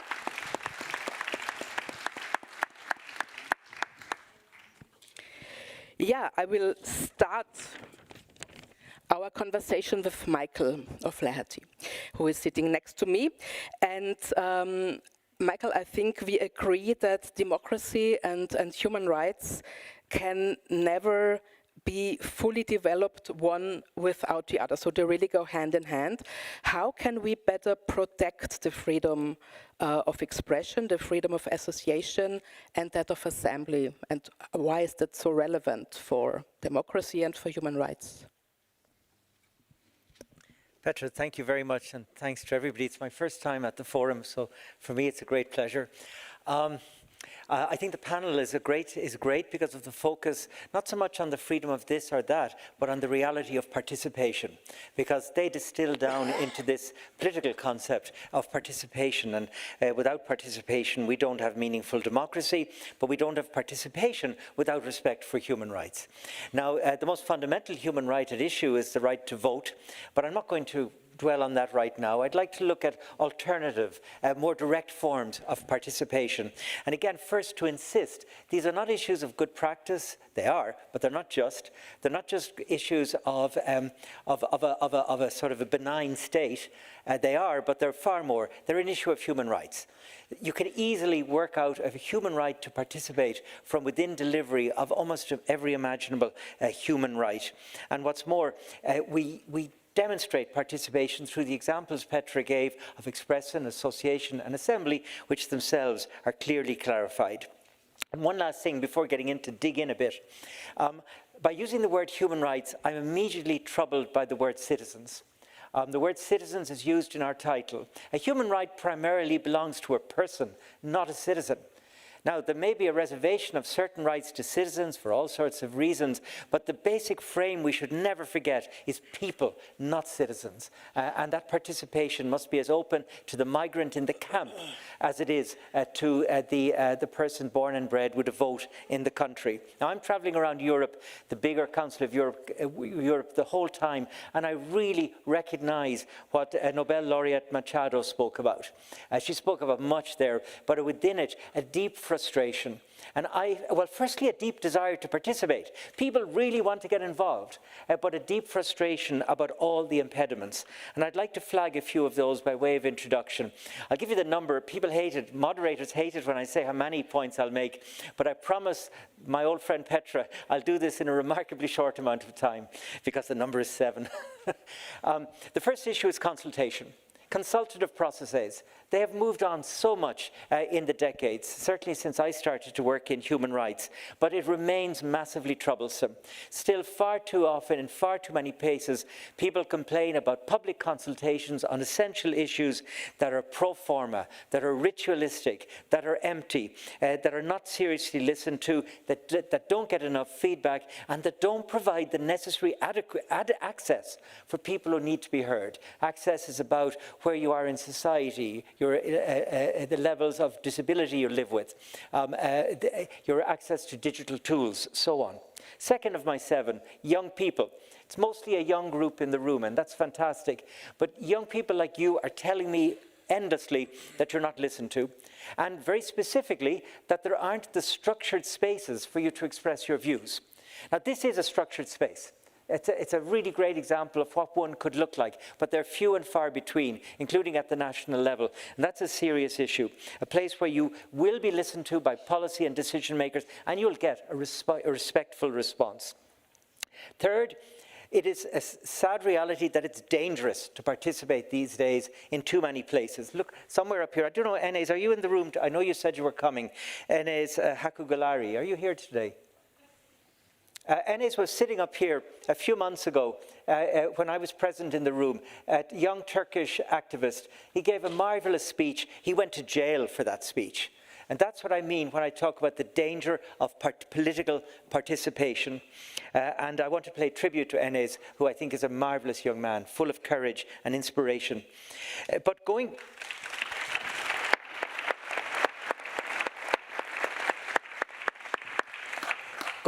beyond individuals like Enes, as we organize to participate, there are particular risks.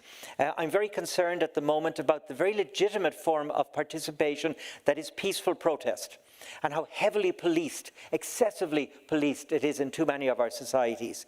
Just think of Gaza-related protest in multiple countries where the policing has been too heavy, too strong, too intrusive. Think of the way pride and pride marches are being banned and blocked in so many countries, with the risk to individual and organizational participants. And then much more generally in terms of risk, think of the danger faced by civil society right across our countries. Many of you work in, are part of these civil society groups. You know better than me the multiple forms. Intimidation through law, through messing with your finances, through not giving you access, and through physical threats to your members and your properties. A fifth of my 7 has to do with another essential dimension for participation, and that's the free media. The free media is being snuffed out in so many places. It was already weak and fragile, heroic, but weak and fragile, and I've seen bits of free media in such settings disappear over the past year because the pressure got too much, or, and this is a new problem last year, the funding disappeared. With the disappearance from Europe of USAID and the departure of private funders, an enormous problem, not only for civil society, but also for free media. Sixth of my 7. I just want to give an element of what do the forms of pressure look like. I already gave bits of the list, but I want to just map out a little bit what threat looks like these days. In the first place, it's the oppressive use of law. That can be criminal law, it can be administrative law. It's invoked in an incredibly imaginative range of ways on the part of states: public order, national security, morality, religion, transparency, and on the list goes. And as well, of course, as old as time, use of libel, defamation, and even blasphemy laws. The application of law in these oppressive settings is always highly discriminatory and therefore always unacceptable. And then finally of my 7, and I'll stop with this, there is all the new questions thrown up by digital participation. I mentioned it right at the outset in terms of consultation. I hope we'll come back to it in the discussion here, but it's a huge issue. There is that matter I mentioned of access. If you're a Roma living in a settlement where you barely have a roof over your head and the rain is coming through that roof, you haven't got electricity, the idea that you can digitally access a participatory exercise is a joke. It's simply not going to happen. And so that's just one of 100 examples of the challenge of access. Another problem of participatory democracy online is how your legitimate voices have to compete with lies and disinformation. And we recognize this, but now we have to get very serious about doing something about it. And then the third and final, and it's quite new, we've only come to grasp it in the last year, at least those of us who are not tech types, and that is the slops and the hallucinations generated by AI, which are intruding and playing their role, including in democratic processes, where views are being invented by machines. And we know that, and we know what to do about it, but we have to do it. And so I leave it there. This is some of the problematic. I'm pretty clear myself on elements of how we can push back, but I think that's enough by way of introduction. Thank you.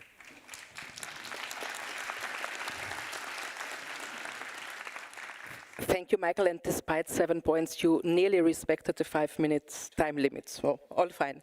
The next one, and he wants to make his first statement from the rostra, is Mr. González Oritier. And we already heard that the regime in Venezuela imposed significant restrictions on civil society and also political participation. So from your perspective, what must be done to rebuild trust and open civic spaces so that citizens really can meaningfully participate and shaping their future? And I think that's not only relevant for Venezuela, it's relevant for the whole world. So please, over to you. Thank you. Dear friends, it is an honor for me to participate in this important event, where the problems of the present and the future prospects for Western democracies are discussed. We Venezuelans can say few things on this regard. We have experienced the consequence of two major authoritarian regressions over the last century. The most recent began in 1990s and continues to this day. It has dismantled our democracy institutions, ruined our economy, led to exodus of a third of our population, and separated our families. Our life could have been completely different if the democratic normality we had become accustomed to over the previous 20 years had been maintained. But for that to happen, the majority of our population would have to recognize early on the most worrying signs that our democracy was in danger. At the end of the last century, our welfare state, which had been supported by decades of substantial oil revenues, was showing significant signs of exhaustion. Our population was growing much faster than our productivity. When the world changed and trade borders opened up, our products became less competitive. The state could no longer subsidize our production as it had done before, nor it could effectively finance the social services that had attracted immigrants from neighboring countries, driving for poverty, dictatorship, and armed conflict. Popular discontent grew, and enemies of democracy took advantage of this situation to challenge our institutions. Following social unrest, military conspirators staged two coups d'etat. They failed, but they weakened our democratic regime. And that failed to achieve what they failed to achieve by force, they later achieved through the ballot box. Almost 27 years have passed since that moment when citizens voted for an option that ultimately destroyed the constitutional order, thus violating all citizens' rights. This is why when we see similar process taking place in other parts of the world today, we Venezuelans often say that we come from the future. It's much easier to lose democracy than to regain it. Over the last quarter of century, we Democrats in Venezuela have devoted enormous effort to this task. We have exhausted all the means provided by our Constitution and law to ensure the people's sovereignty is restored in our institutions. 15 months ago, the climax of this struggle was reached when Venezuelan Democrats defeated the regime that specialized in rigging elections. A huge citizen movement was organized to prevent further fraud. On that memorable day, more than 1 million citizens performed a specific task to protect the vote and succeeded. The proof of our victories lies in the tally sheets that now reside in the vaults of the Central Bank of Panama and being digitalized for the whole world to scrutinize. However, we have been forced to confront an authoritarian regime that is increasingly moving away from politics to into criminality. A narco-terrorist regime that oppose our votes with guns. A criminal autocracy whose leaders currently being tried for crimes against humanity at the International Crime Court in The Hague. You are all aware for our current situation, and based on, I would like to conclude my speech pointing some lessons that we Venezuelans have been able to learn in recent years with regard to democracy. The first lesson teaches that conquest of freedom and democracy is never definitive. It can never be taken for granted. On the contrary, both are precarious assets that we must nurture and exercise day after day if we don't want to lose them to populist autocrats. The second lesson can draw from the Venezuelan case is that democracies today tend to fall by much less violent means than in the past. They tend to fall in the ballot box, invoking the idea that democracy consists exclusively on the rule of the circumstantial majority, thus ignoring all the conquests of classical political liberalism. The third point I would like to make is that the deterioration of democracy is now often linked to the dangerous relationship between politics and organized crime. Dirty money requires the rule of law to be weakened, so it is particularly interested in undermining democratic institutions. Fourth and finally, we Venezuelans have found that unconventional threats are increasingly difficult to tackle with the conventional method. Faced with autocrats who know how to exploit the tools of a free society for their own illicit goals. We Democrats must learn how to mobilize citizens on a massive scale by renewing our political abilities. In Venezuela, the fundamental reality explains our struggle is that the regime declared war on its citizens years ago, and Venezuela have resisted. Today, the international community takes a firm step toward denouncing the so-called cartel of sons and imposing a military and diplomatic siege on a criminal regime. Between 2014 and 2019, 269 Venezuelans were killed in the streets or under torture. We represent the end of that war. We are peace. As we legitimate government of peace and order, we will restore Venezuela by ending the violence and chaos. We guarantee all Venezuelans respect and protection under the rule of law. This is what we Venezuelans have done with support of our Nobel Prize winner, Maria Corina Machado, who have overcome every obstacle that the tyranny has placed between us and freedom. With the help of our allies, we will regain it very soon. You count on it. Thank you for your attention.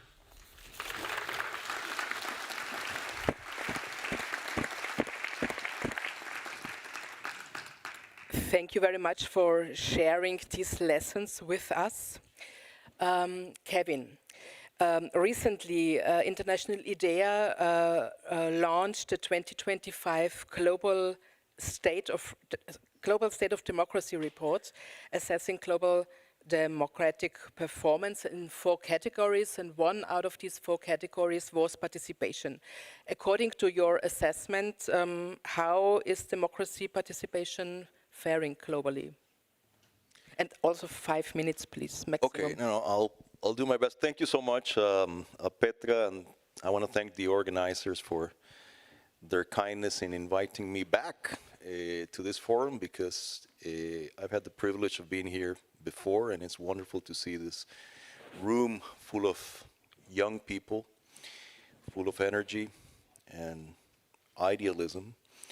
And before I go into your question, Petra, let me state for the record that I feel humbled by the fact that we opened this panel with the words of Maria Corina Machado, Nobel laureate, and that we are joined here by Don Edmundo González, the legitimate president of Venezuela, no less, two immensely courageous people whose struggle means the world to us Latin Americans, and not just to us Latin Americans, well beyond the region. Your struggle resonates immensely. And let me just say that, you know, ultimately I'm just a guy behind the keyboard. Don Edmundo and Maria Corina, you remind us what defending democracy really means. So thank you for that.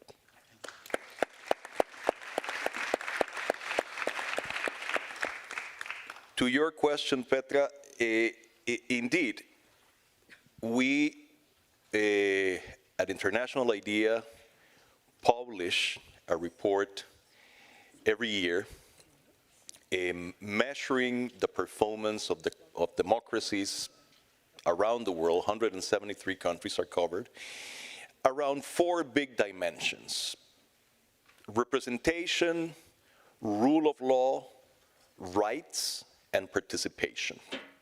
And a vast ocean of data goes into this exercise. I won't go into the details, but for the purpose of this discussion, one of the things that is truly interesting is that not just in the last report, in the most recent report, which we published a couple of months ago, but over the past few years, out of those 4 categories, the one that is doing the best, the one that really remains robust despite everything, and despite experiencing setbacks in some places, is the category of participation.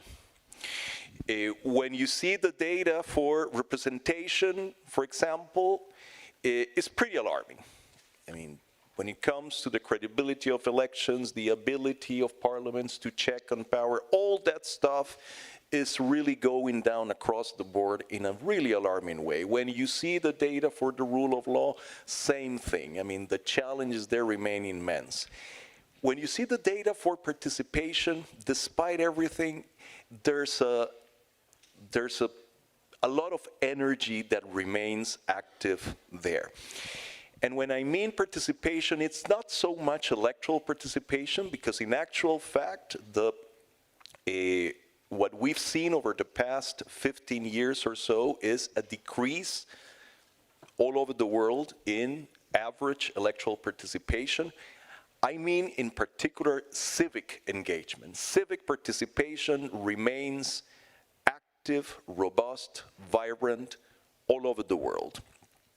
And for example, and I'm quoting here off the top of my head, if you take regions and countries where other indicators are not doing so well, civic participation remains strong. In Africa, for example, if you take the top 50 countries in terms of their participation levels, 9 of them come from sub-Saharan Africa. So even in places where democracy is challenged, participation remains robust. And of course, all these things are connected, because in some ways is the pretty obvious crisis of traditional representation mechanisms like political parties and parliaments that are driving people to express their needs and to convey their demands in other ways.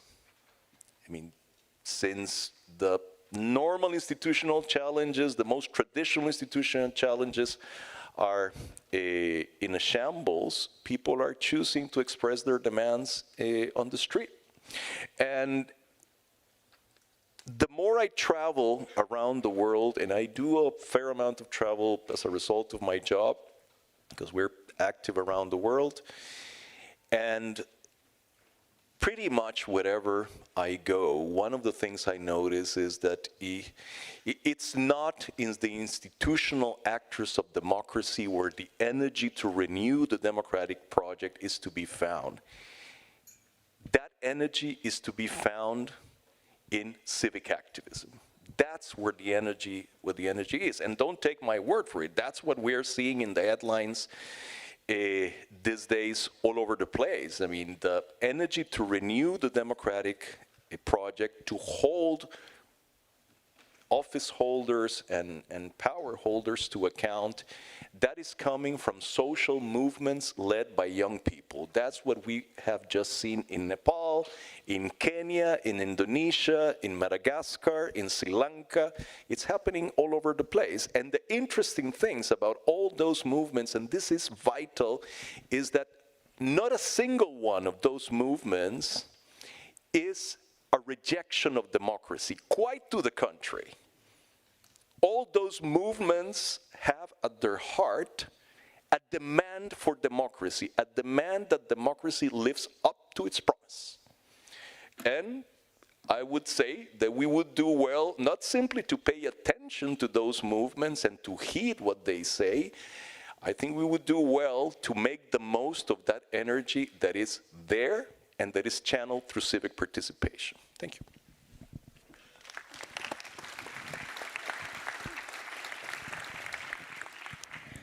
Thank you very much for that. Also clear statement. Mrs. René Catalano, may I ask you what role and resources does the Ministry for Europe and Foreign Affairs devote to citizen participation issues, and what's the motivation behind it? And I also have another question. We all know the expression of a democratic fatigue when it comes to which is commonly used when we see that citizens are not at all interested anymore in and are disaffected with institutions. And what do you think? How could your ministry help to develop new and inclusive participation that really gives a clear message to the citizens that their voices are taken into account and really heard, and that really also does in fact decision-making bodies? Please. Thank you very much. I will say a few words in English, the time, in order to give you the time maybe to equip yourself, because I will speak French afterwards if you allow me, as we are in the heart of Europe, but also in France, in Strasbourg. Merci beaucoup de me donner. Well, thank you very much for giving me once again the opportunity to speak on such an important topic, that is to say democracy and citizen participation more specifically. The Ministry for Europe and Foreign Affairs in France considers this to be very important and an important part of its activities under its cooperation activities. We have two departments which come in support to civic society and democracy.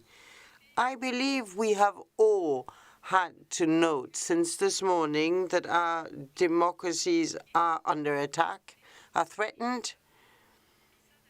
And with the ministry, we consider that it is a serious threat for our societies. In old and not so old democracies alike, but it's a considerable threat because it has a strong impact on the international order as well. And the way in which we organize international exchanges, the way in which we respond to international challenges. Where there is a democratic backlash at an international level, obviously you have a backlash to multilateralism and a regression of the rule of law, obviously, which is why we're very active according to two approaches to reply to your question. First of all, we ask ourselves how we could make so that citizens throughout the world can speak their minds freely, if they so wish, participate in democratic life in their country through various institutions or projects, and how to organize things so that they can speak and participate in a favorable environment. It's not good enough to say you're free to vote, you're free to participate, but if the climate, the general atmosphere is one of insecurity, fear and threat. You mentioned this young man who was imprisoned when coming home after having spoken here in this very hemicycle, then that's not acceptable, which is why the French ministry, through various programs and projects, is trying to support a minimum space for civic participation, citizen participation. I'll give you a few examples. One of our important approaches is support to electoral processes.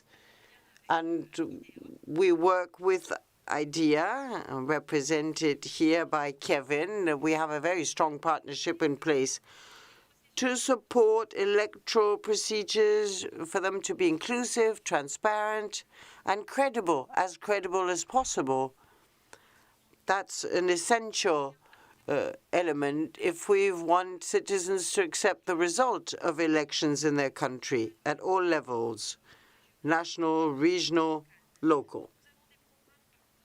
So we have programs to support the Ukrainian Electoral Commission. We have a program for the support of the political participation of women on the American continent, and we work with their organization. It's important to see how we can support transparent, inclusive, and free electoral processes. And then we have another approach where we support all those throughout the world who defend human rights, all those who are committed to fight against crimes against the environment, or to defend and protect minorities,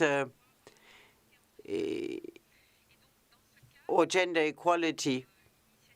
We have an initiative, for instance, you might have heard of it before, which is called Marianne Initiative, since 2021, at the request of our president, to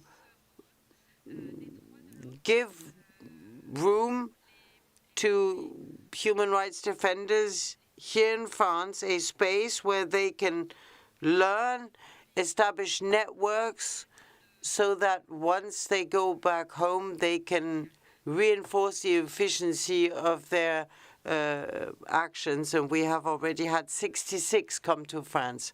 There's another target group, women and young people. Perhaps I'll mention women again, but we know that where women participate in crisis management, peace negotiations, the peace lasts longer, solutions are more stable. Therefore, we have a women-centered diplomacy to support local women's movements, often very small, very local, but to enable real commitment and participation. And then young people, they're very important. We have young French citizens who want to participate, and we have more than 1,700 volunteers and 1,500 work with democracy and peace construction. I would also like to mention another initiative which we supported very happily, which is Innovation for Democracy on the African continent, called FIDEMO. It was set up in 2022 by Achille Mbembe, a philosopher, who, starting with very local initiatives on the African continent, then turns them into endogenous democratic models that can be rooted there because it has to come through the people, for the people, with the people. Therefore, it has to be based at the roots and at the local level. Of course, there are the many activities within the European Union, but that's not so much my department that runs these programs. But obviously, there are many projects within the European Union or on the European continent, and they're very important as well. I've said so this morning when I took the floor. Obviously, we have to respond to the desire of young people to participate in democratic life and to help us rise to the many new challenges: environment, biodiversity, gender equality. And I think young people have a lot to teach us. And I hope that through our interactions here, we can discuss a number of issues together. That's what I wanted to say about civic society. And then very, very briefly, I'll say a word about what we do for institutions, because there is no living democracy when administrations and institutions are not open to the citizens' voice. But maybe I'll say that later. Everybody has understood. Thank you very much. We soon will realize the desire of young people to participation. But before that, over to Julian. With 23, you were the youngest elected politician in Colombia. And I assume, I also started very early, you also had to overcome some hurdles. You all had to overcome some real barriers when it comes to be taken serious as a young person. Yeah, what barriers in general is there for meaningful participation of youth? And how do you see the risk that sometimes people only want to have participation of young people as a lip service, as a camouflage, as if they would, but in reality they don't? So how to deal with that? Thank you. So good afternoon for everybody. I'm absolutely happy to be here. And of course, I'm agree to see many, many young leaders in this room, because we are hope. We are an opportunity to can face authoritarianism and to give a response to these times that looks dark and complex in all the world. So thank you for this opportunity. So asking the question, when when I was 23 years old and I won my first election, many people said, he's too young to understand politics. He's too young to make politics. But I really think that the people was really wrong, because what they really meant was that politics has been reserved for a few people, for people with influence, with a lot of money, with an important last name. And this is not my case. This is not my story. My story is the story of the majority of the families in Colombia. My family faced the internal armed conflict, the violence. We didn't understand the poverty when I studied economics as my career. We live the poverty.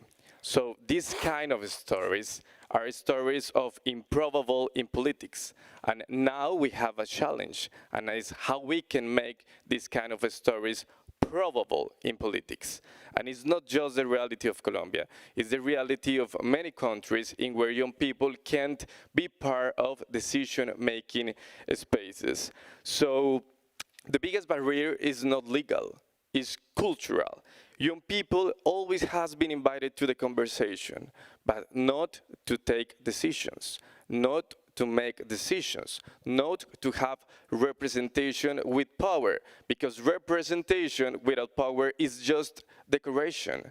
And we are refusing to be token in all the worlds and latitudes. So for many years, I built bridge between youth-led organizations and institutions. We identified that we have to recover the confidence between a new generations that has many demands and claims, but need to have specific seats in the political corporations.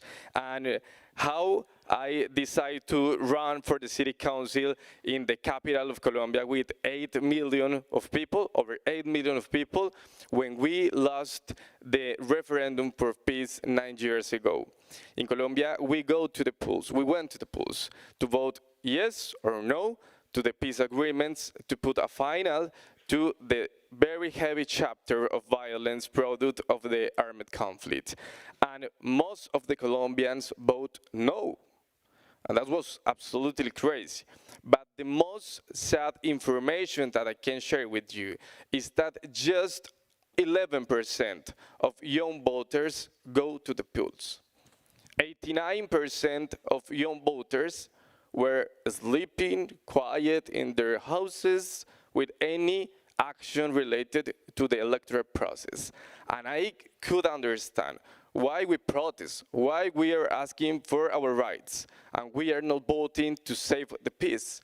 So this date, 9 years ago, I decided to run after many years as political leaders, social activism, working with communities, to trying to lead in by example and show to a new generation how make better politics in a country with our context. So it's very important to understand that we can do it through different tools, through creativity, through responsibility, through our courage, because we understand that we just want to be heard. We don't want to have other kind of opportunities. We want to be heard, and we want to have specific positions. And we have to use with responsibility our energy as generation. Just look at Nepal. It's the perfect example. Young people can use the energy for democracy or for the chaos or to let the authoritarianism in the world. And we have to use the energy of the young people with opportunities, real opportunities for the change, for the social transformations, for democracy, but with specific representations in political corporations around the world. So, and people still are asking, even when this is my second term elected, I was re-elected 2 years ago in the city capital of Colombia, and people still are asking why we have to participate and decide and why we have to make politics. So we are the 25% of the global population, 25%. A very crazy data that I also want to share with you is that the young people have just the 2% of the seats in the parliamentarian positions in the world. We are the 25% of the global populations, and we have the 2% of the seats in the political corporations. That have to change, and we can do it, of course. And in the case of Colombia, for example, today, we have many other reasons. We have, for example, specific reasons when we have the first left government, the first left government in the history, we are facing the highest number of children and young people forced recruited by illegal and criminal groups. Over 3,000 in Colombia. Young people from 6 years to 10 years, 14 years, that are part of illegal and criminal groups in Colombia. And it doesn't matter to the governments. And it doesn't matter is a left or a right government. There is something wrong. And of course, we have to try to work to can change it. And some years ago, I'm absolutely agree with you, I decided to create a youth platform to train citizens, and especially young people, because I understood that we can depend of electoral process. We can't depend the political action of every election. We have to sustain the process, keep the voluntarisms, promote political activities different to the electoral processes. So we found a new platform in Colombia named Más Jóvenes in Política in Spanish, or More Young People in Politics, and we have over 400 young leaders in all the national territory, 400 working in different issues: social control, political control, research, volunteerism, social initiatives, and of course, we use all this energy and knowledge to after identify who can run for a position in their territories, and after a specific social and citizen training processes. So I'm absolutely happy that in the last 7 years we have trained from our organization and my job as councillor in my city to over 15,000 Colombians, not just young people, also their families, because we can change democracy with young people, but young people had to be the key to be close to their families and other generations that needs to change their mindset. So that's how we are making that in Colombia, and my invitation today, or my message for you today, it's simple. Don't wait to be invited to the table. Build your own table and make it inclusive for everybody.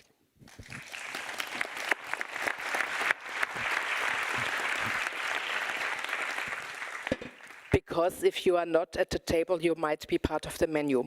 So that's important. There were some people who wrote a script for this session, and sorry, I have to apologize, I will not follow the script. We will not have now a debate among us. I think there are many who really want to share their experience, who want to ask questions, so let's skip into this session. And I will start with this section and will first, and then go to this and to that, and will in the first round take people from behind, number 354, please.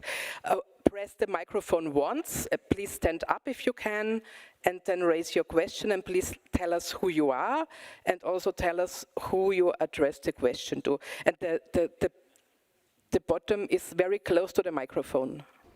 Yeah, I think I'm a bit too tall. Okay. Hello everyone, my name is Oscar and I'm from Belgium.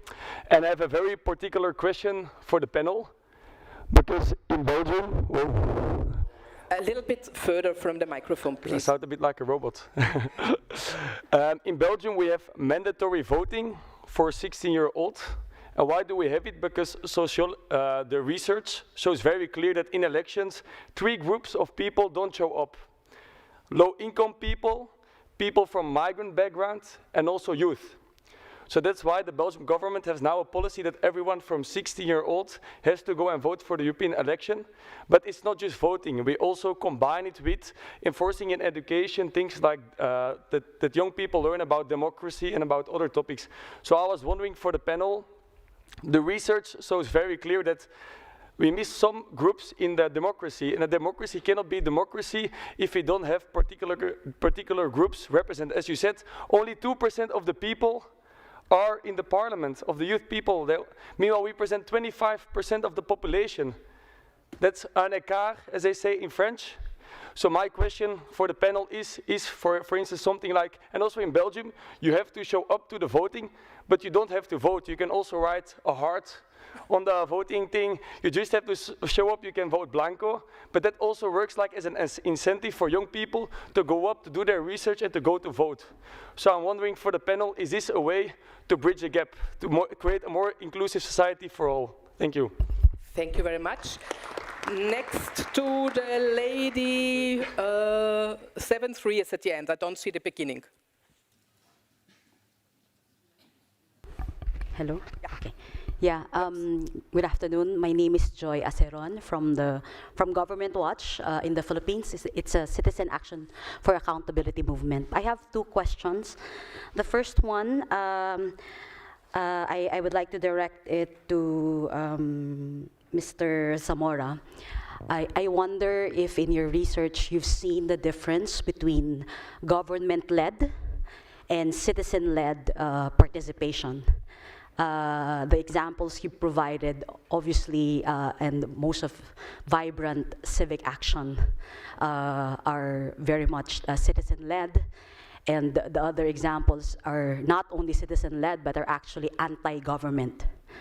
I guess the difference in terms of their effectiveness and how well they are advancing democracy. My second question maybe to people in government, whether and how, as you promote civil society participation, you're also keen on avoiding capture or ensuring that they're actually autonomous, and what have been effective strategies you've employed to ensure that? I'm not sure whether we really got the question. Could you repeat the very last sentence? Effective strategies in ensuring autonomy of citizens and civil society as they participate in governance. When I say capture or cooptation, I mean maybe cooptation by government or by any particularistic or vested interests, both in the corporate or private or even politicians, that in a way prevent them from really putting forward agenda that are coming from the ground and from the citizens. The doing government are sitting opposite to me, so I think now they got it. And yes, you, 331. Yeah, hello, I'm Ahmed Driss from Tunisia.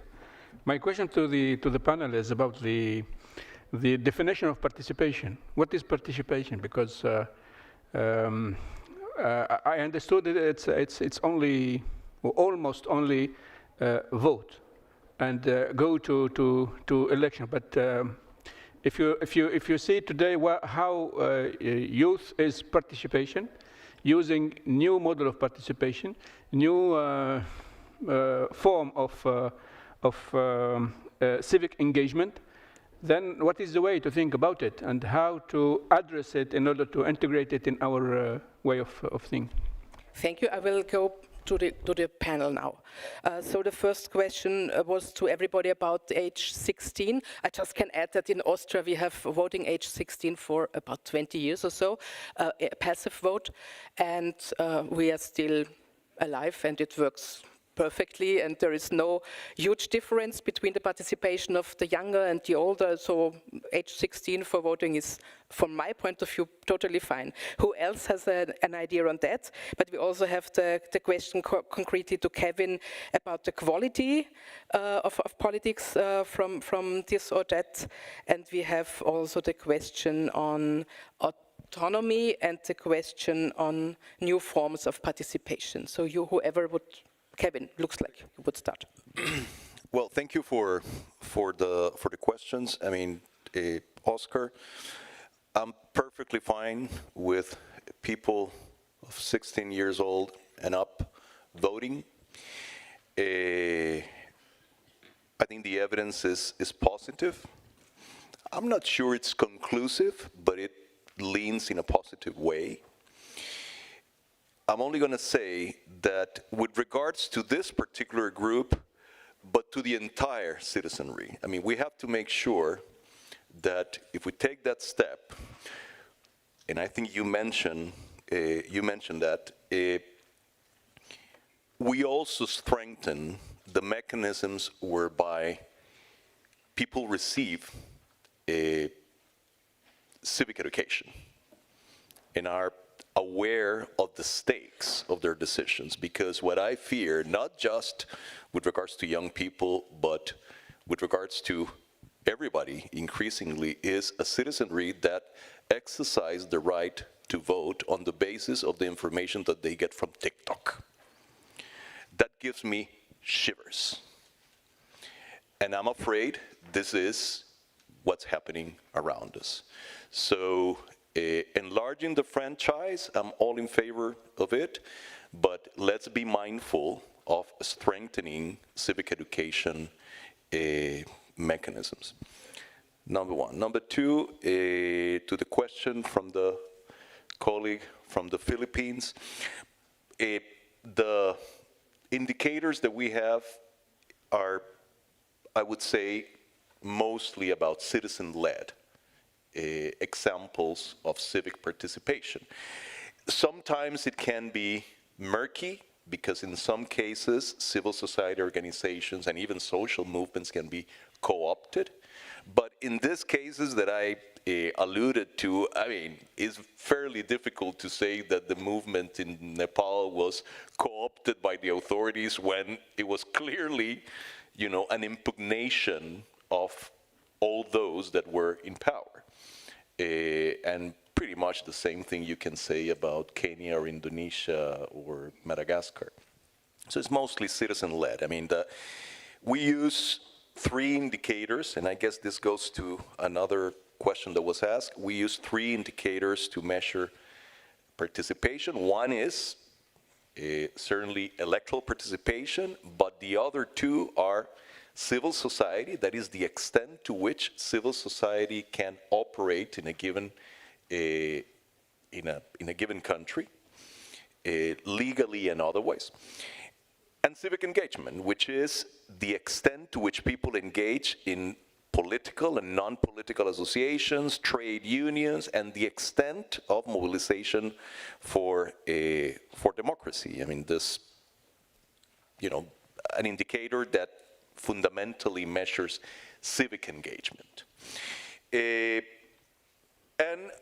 I'm also going to say a word about this notion of capturing processes, which I think is a real concern with regards to democracy in many places. I would say that one of the benefits that citizen assemblies and similar mechanisms have is that they tend to be less prone to being captured by external narrow interest, particularly because the role of money in funding those mechanisms is inexistent or less prominent than in elections.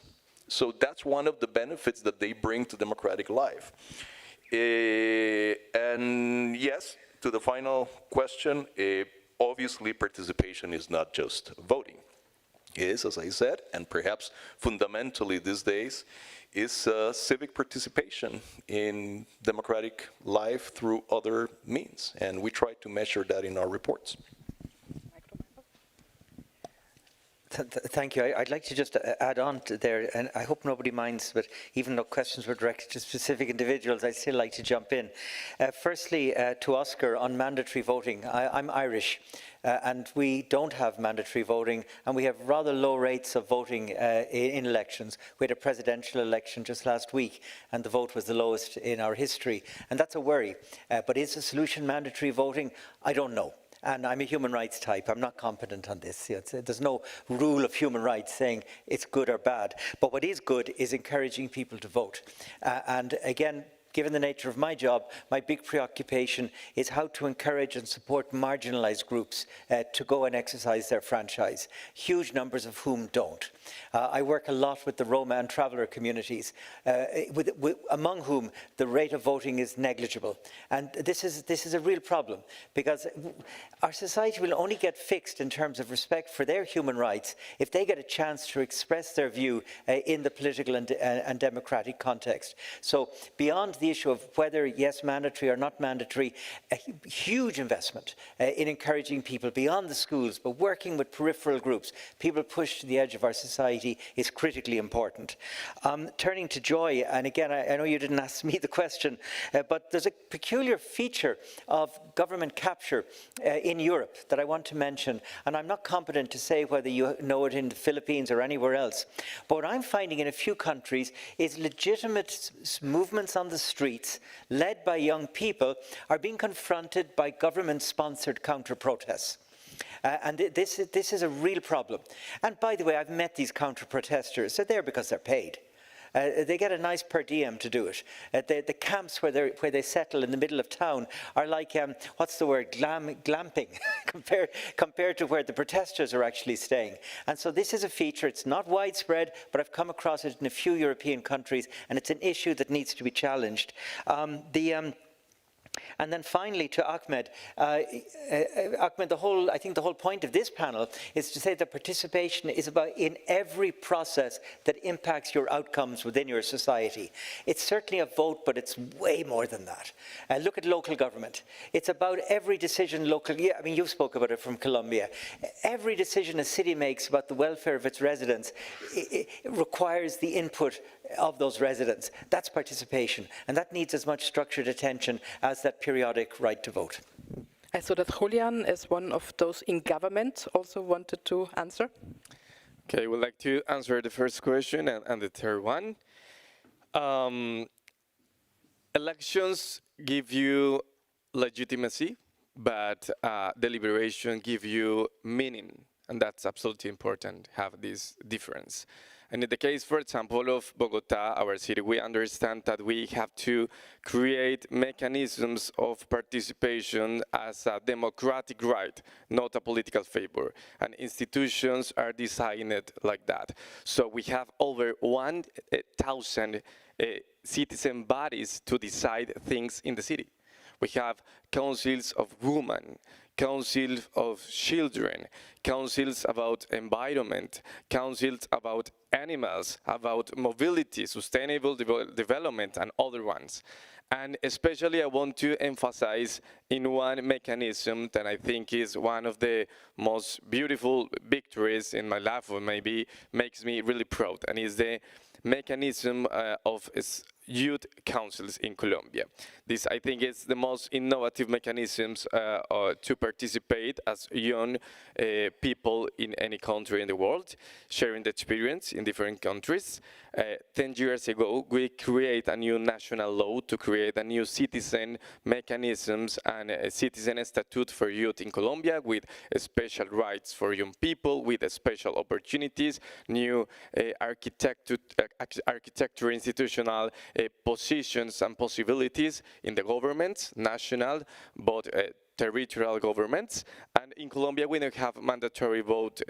We have vote from 18 years old.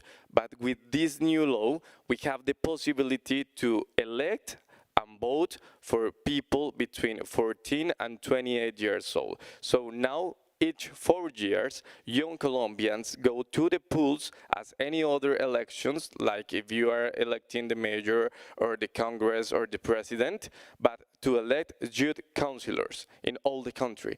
3 weeks ago, we have the second election in the history, and with this election, we elect over 12,000 young leaders in all the municipalities in Colombia, and they have the possibility to work with the institutions, to represent the young people in their territories, and not just with political parties. We are changing the conception of democracy with this kind of mechanism of participation, because we are giving the possibility to young people to be elected from an NGO, an organization with social purpose. If you are from an NGO, you can run for a position in the Youth Council.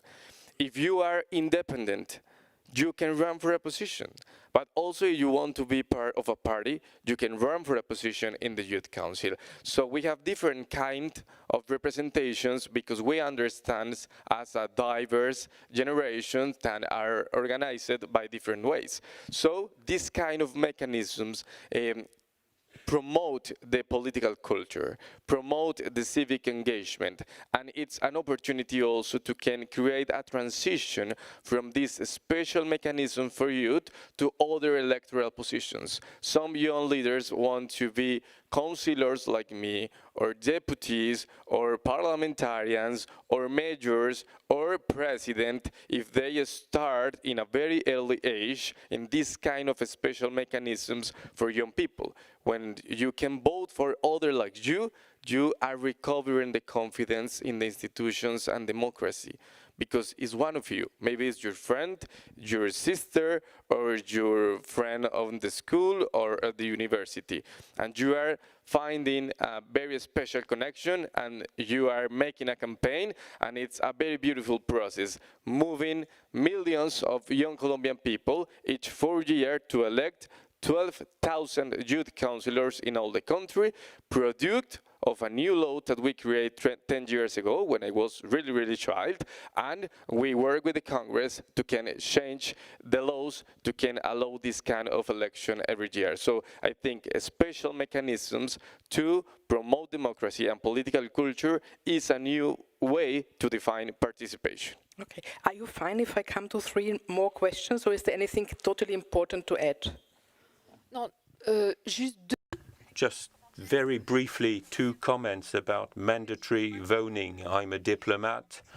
I cannot really give an opinion about the various electoral systems that exist in the world. But as Kevin said, what is very important when we talk about elections is to give citizens the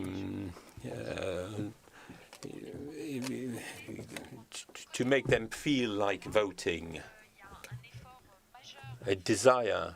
This is what we want to give them, and civic education is, of course, essential, as well as fighting disinformation. All democracies are under attack in terms of disinformation. It's a way to undermine democracies and our societies. So the danger is that young people choose populist solutions because of fake news, information that doesn't correspond to reality. So fighting disinformation, civic education is essential so that people can really choose. Second comment about participation as government-led. Is that more effective than participation when it is led by citizens? Both are useful and important, I would say. Governments have to give some space to citizens so that they can discuss things. There are things done in Europe, but elsewhere as well, when we have a cooperation project through the French Agency for Development. There is one part of the project that is managed by local people. They're going to say, well, the dam, it would be more useful than the road that you want to build. So local participation, local democracy is something that will encourage citizens to vote and to become more active in society. To T3 segment, this time people from the front, and I see number 88. Press the button. Wait. Hello. Hello, everybody. My name is Lana Douairi. I am coming from Syria, Lebanon. I have one question for Mrs. Catalona and Mr. Zamora. I have a question. What is the future of citizen participation in country covering by authoritarian regime such as Assad regime in Syria or in Iraq or in Iran? Thank you very much. Thank you. To this segment, number 175. So my name is Ludovico Ciscato, and I'm the president of the European Student Parliament. I would like to ask a question. Would it be reasonable to consider the introduction of a civic education certification, ensuring that the right to vote is exercised with a demonstrated understanding of the political system rather than being granted unconditionally? And to this segment, number 66, please.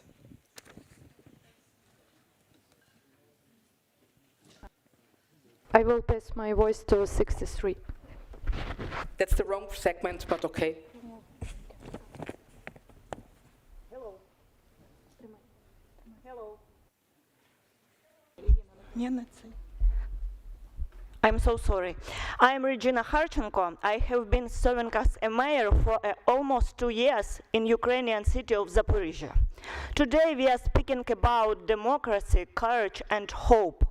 Zaporizhia is one of the largest cities in Ukraine, only a few kilometers away from the front line, with population of 700,000 people. Zaporizhia shows the world that democracy is strong even in dark times. Every fourth apartment building in our city is damaged, and air raid sirens continue to sound for 6-8 hours a day. During the war, people they protect not only these homes, but also their rights and freedoms. This is a big challenge, but it also a moment of great unity. Democracy lives when people choose to do right where over fear. Democracy grows when communities stand together and help each other. We are many, and our voice matters. Together we can defend democracy and build a future without fear. I don't have a question. I have an answer on how to issue public participation even in warm time. Share our humanity. Let's continue to stand strong, believe in our values, and never give up. Thank you.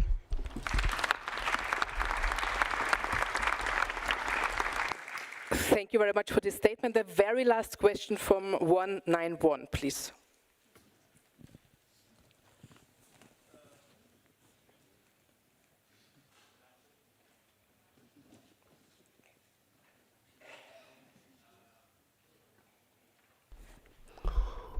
Yeah. Yes, thank you. Good afternoon for everyone. My name is Adil from Mozambique. And, well, if you allow me, I'm representing youth delegation. If you allow me, just like to run away from African continents. Well, as you can know, in several African countries, we witness the electoral. So, in the same times, we can see that most of African countries, they are demonstration, the conflicts, and such, for example, Madagascar, Tanzania, they still now for the demonstration, conflicts, people destroying buildings and different public institutions. So, well, in the same time, the citizens, especially the young people, they don't agree as well for the election institution. They're losing a trust for this election institution. So, because most of times we're talking about the participation, most of young people, they're there, they're doing campaigns. They we have now some codes, you know, for each countries, you know, to be young people participating in different process. But as well, we don't have the participation. I just like to know from the champions, from the winner as well, what's a practical approach can help strengthen citizens' participation on going to have a participation in the practical? Because we always talking about the participation. People do campaign where most of young people share a message, hashtag on social media. But in the practical, we don't have a participation. Regarding for the African countries, what's your opinion? What is we need to do for African? Thank you. Okay, thank you very much. I'm really sorry, but we have not much time now for the answers. And I would suggest that you combine your final statement, trying to make it in 1.5 minutes each. Julian, can we start with you? Yes, okay. Thank you so much again for this beautiful opportunity, very short, and answering your specific question. I think that you have to make pedagogy all the time with the people, and you have to teach to the young people that when you don't make politics, politics is against you all the time. in any aspect of your life. When you can go to the university, when you can find a job, when you are facing inequality, or where you are abused or living the conflict, everything has a relation with the decision-making spaces, with the politicians, with the political corporations, with the institutions, of course, with democracy. So you have to try to keep that in the mind of the people, and especially on people who are refused to participate in democracy. That's my first answer. And the second answer, and a special advice for all my new colleagues and future politicians like you here in Europe and other countries. It doesn't matter if you are the best politician. It doesn't matter if you are a very good speaker, the power, the opportunities that you can find as a politician. It's more important to be a very good human being. That's most important today in democracy. When you are not a good human being, you are in the risk to fall in the authoritarianism, in the lies, in frustration for the people. So it's more important being a very good human being, and that it doesn't matter if you are from a left or right party, green, red, orange. It's more important be a very good human being, and the new generation has this kind of responsibility.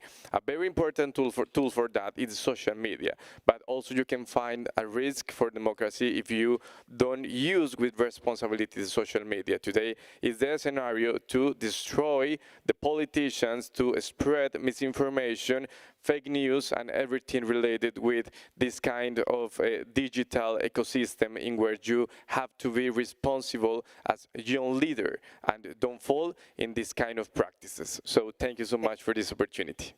Thank you very much.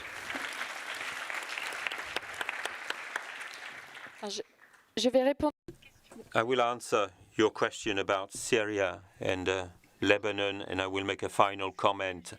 Now, I was stationed with France Syrie and in Lebanon, two different countries. And as you know, France, when the war in Syria started and the Assad regime, the authoritarian regime, waged a destructive war against its own people, we didn't talk anymore to Assad and his regime.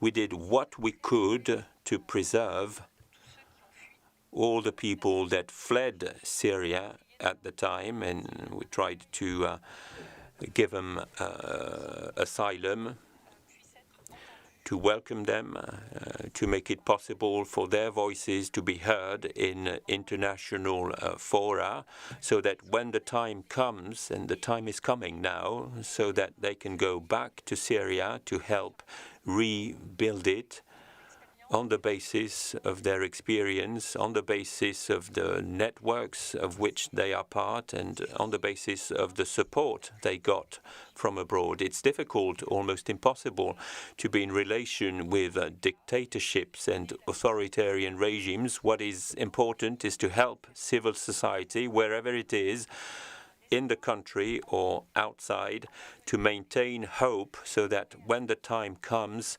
the country can become a democracy. My last comment is about feminist diplomacy. A few days ago in Paris, there was the 4th Ministerial Conference of Feminist Diplomacies. It's a difficult time at international level. As you know, the rights, women's rights, the rights of health, reproductive rights are called into question in many countries in the world, in the UN, in the G7, the G20. There are attempts to roll back on all the progress that was made internationally on these issues. My message is that France will continue to fight this fight, so that we do not go back. We don't want to roll back on the progress made. It's not going to be easy. This is not something about Western countries. We had countries from the north, from the south, that feel very strongly about women's rights and a feminist diplomacy and the right of women to participate in the life of their countries. A political declaration was adopted. 31 countries signed it. I hope more countries will join us. Thank you. Edmundo. It should work. Just speak. Merci. Je ne vais pas prendre la parole. Thank you. I don't want to speak too much. I took the floor. Ms. Machado intervened as well in her video. I just want to thank you, really, when it comes to the concept of participation. There are dangers as well. We added something to the constitution. We added a concept of participative democracy, but we need to be careful. Kevin. Thank you for the questions. I mean, in the interest of time, I'll only focus on one of the questions, which is this question about whether people should be given a certification as to whether they understand the issues in order to vote. No, I don't favor that approach, and I don't favor it for a number of reasons. First of all, because voting is a human right. And that assertion is underpinned by a normative assumption that every human being is endowed with agency and with dignity. And if you're of a religious disposition, you can say that is underpinned by the notion that we are all equal in the face of God. And it's also underpinned by the sense, which I think is correct, that each person is the best judge of his or her own interest. Not to speak of the fact that that kind of restriction has a dark history, and it's been used time and again to disenfranchise underprivileged people, and, for example, was at the heart of all the policies during the Jim Crow era that were used to disenfranchise African Americans in the US. And finally, I would say that, I've been around long enough to know that you have to be a little bit mistrustful of formal education. Along my life, I've come across immensely educated people that were fools because their decisions were full of prejudice. And at the same time, I've come across a lot of uneducated people that had wisdom to share. So I would much prefer that we focus our efforts on making sure that every citizen has access to the best possible information to base their decisions when they vote, and that they have the fullest possible understanding of their responsibilities as citizens. That's what I think should be the focus of our actions to make sure that people exercise their human right to vote responsibly. Thank you. Thank you very much. And Michael, last but not least. Kevin has dealt with my first point. I want to wholeheartedly associate myself with your views around certification before any exercise of the vote. I think it's, I'll say it, I won't hold back. I think it's a really bad idea, and I wouldn't like to see it developed. I'd like to thank very particularly Regina from Zaporizhzhia for your intervention, which was very powerful, and we need to hear that repeatedly. And we are learning so much from the cities and the towns of Ukraine about how to live and how to to be active within our societies. Nobody wishes on you the horrors you're going through, but we're learning so much, and we're in awe and of the deepest respect. I've also seen in cities like Lviv, where I've spent some time, what a city can do when it's really motivated and driven by democratic principles. I have no business whatsoever telling Advil how his country or his region should do participation. We probably can learn as much from him as he can learn from anywhere else. But I would say to all of us, regardless of which corner of the earth we come from, that we have to invest in celebrating the extraordinary diverseness, the richness, and the complexity of our societies. And if we invest in that as a core value, then we'll see the societies emerge of which we should be proud. Julian put it terribly well in terms of the ultimate goal being about niceness. But I want to put it at exactly the same point with totally different words. I've just finished reading an amazing book called Goliath's Curse by Stephen Kemp, a geographer who examined civilizations over history across the world, which ones survived, which ones failed. He ultimately concluded that the ones that survived were the ones wherein the people and the structures really invested in, and I quote, not being a dick. And that's what I'll take away from that book for our futures. Thank you.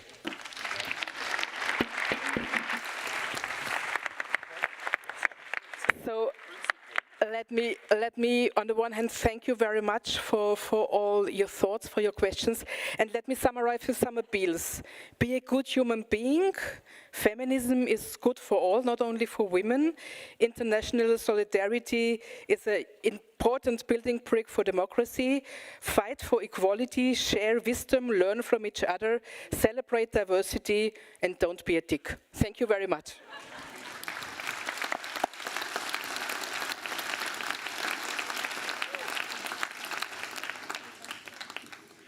Thank you very much indeed. Don't leave, we haven't finished yet. We have something very important next. So please, if you could stay for 15 more minutes, we have a very important thing to show you. Once again, ladies and gentlemen, a big round of applause for Petra Bayer and all her guests for that very engaging discussion about culture. Right, well that is the, if I could ask you all please to take your seats so that we can rearrange, gentlemen, if I could ask you to take your seats so that we can rearrange the stage.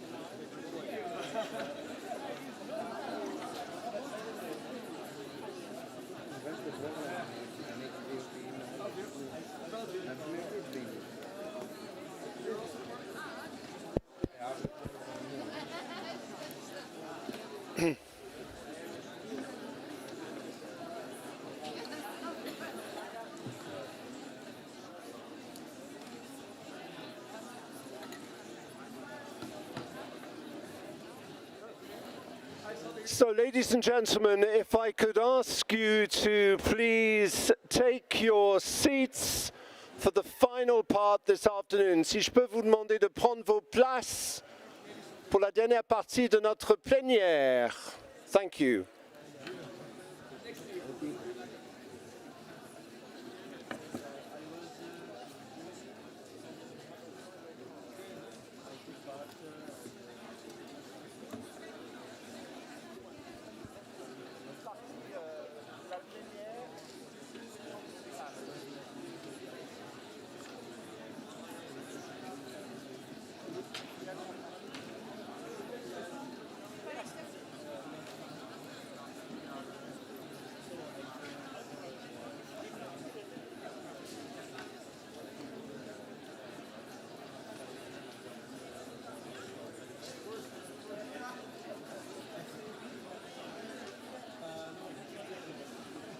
Thank you very much indeed, ladies and gentlemen. If I could ask you once again, shh. Shh. Thank you very much. There's a final part, a very important part of our plenary. It only lasts 10 minutes. Thank you very much for staying. As you can see, the forum is very much about culture, creativity and artistic exploration of the human condition. So it's my pleasure to invite back onto the stage Mr. Björn Berger, the Deputy Secretary General of the Council of Europe. You can give him a big round of applause. There we are. We also have Mr. Michael O'Flaherty, the Human Rights Commissioner. Michael O'Flaherty, I think, is with us somewhere. There we are. Please, if you please come and or stand up and say hello. There we are. Big round of applause. Thank you. And we're delighted to have also Mr. Bill Shipsey, the Irish human rights activist. There we are. Thank you too for being. Stand up so we can see who you are. Thank you very much. Now, all three of you are going to give us a short speech because in a few minutes we're going to inaugurate the tapestry. It's a tapestry called El Holocausto, which was conceived for Mexico, an observer to the Council of Europe since 1999. So first of all, I'm going to invite the Deputy Secretary General of the Council of Europe, Mr. Björn Berger, to say a few words about this exquisite and very important work of art. Thank you. A very good afternoon to all of you. Dear friends, freedom in art, freedom in society, this is the double goal towards which all consistent and logical minds must strive. Victor Hugo said that. And he believed that art and freedom travel hand in hand. Art can certainly provoke, and art can be divisive, but art can also unite. Art may also be a form of protest or rebellion, and art may contain hidden messages, like the 1936 Fifth Symphony of Shostakovich, which mocked the Stalinist regime through music. Shostakovich certainly knew that artists are the first to be denounced when democracy fails. And at the same time in Germany, Hitler's regime branded modernist, expressionist and avant-garde works as degenerate art. Artists were arrested, banned, and shamed. Their treatment inspired the American musician Woody Guthrie to put a sticker on his guitar that said, "This machine kills fascists." He knew that musicians and music and art is powerful.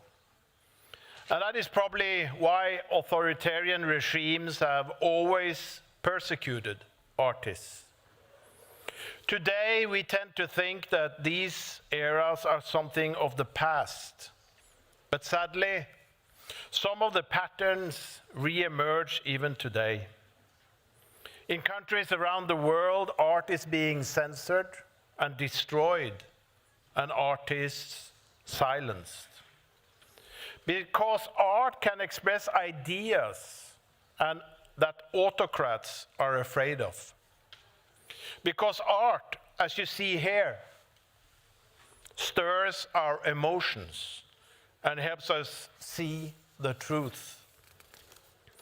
Today I thank Bill Shipsey and Art for Human Rights for the loan of El Holocausto, allowing us to, all of us, to reflect and be inspired.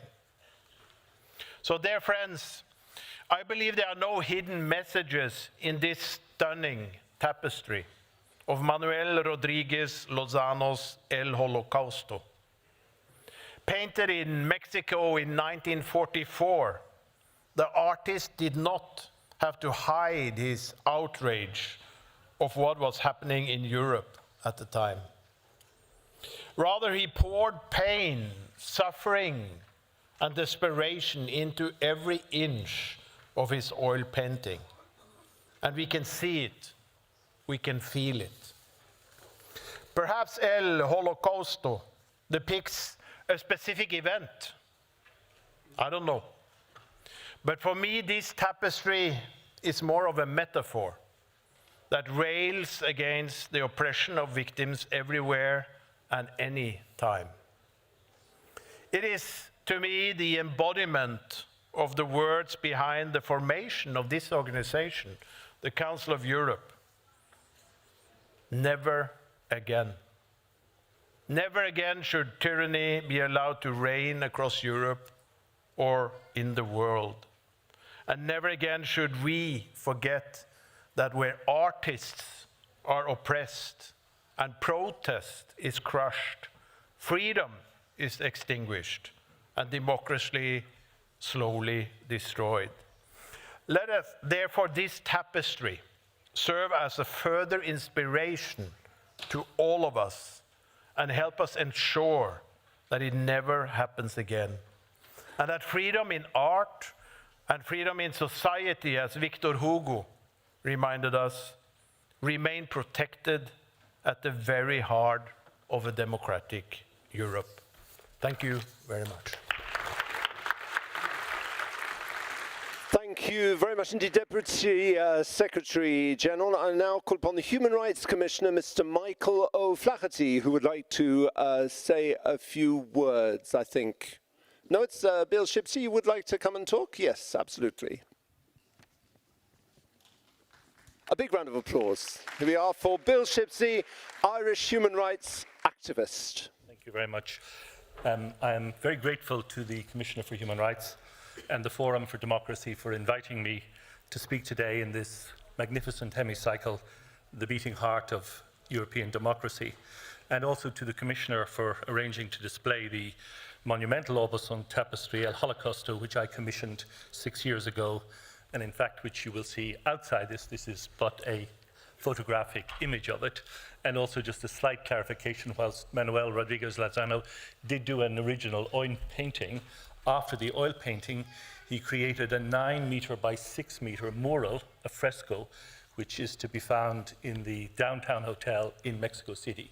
And what was extraordinary about it was that Manuel Rodriguez Lozano, 10,000 kilometers from Auschwitz-Birkenau, knew enough of what was happening in Europe to start this monumental work.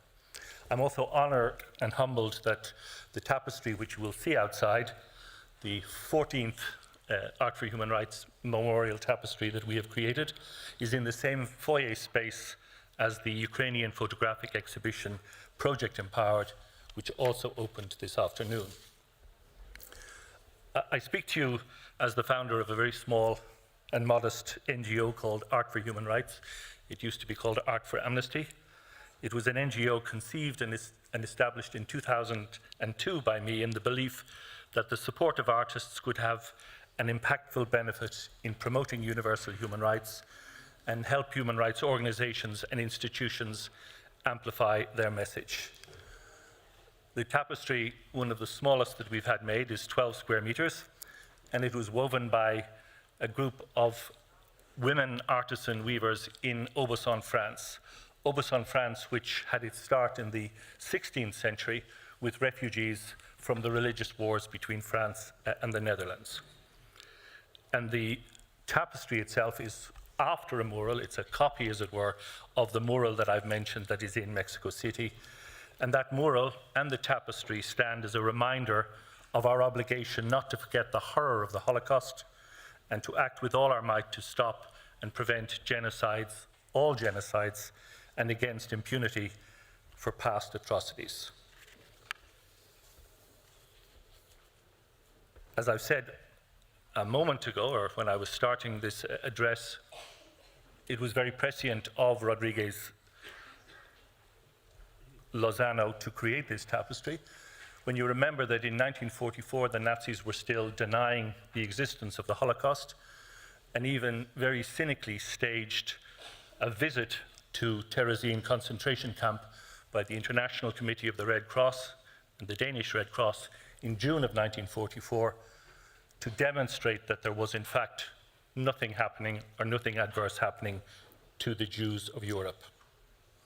Art, as we all know, evokes feelings from extreme joy on the one hand to intense sorrow that you can see in the El Holocausto tapestry on the other hand. But it can help to create a bridge of understanding between diverse groups of people. By transcending languages and culture, art becomes an invaluable asset in fostering unity and peace.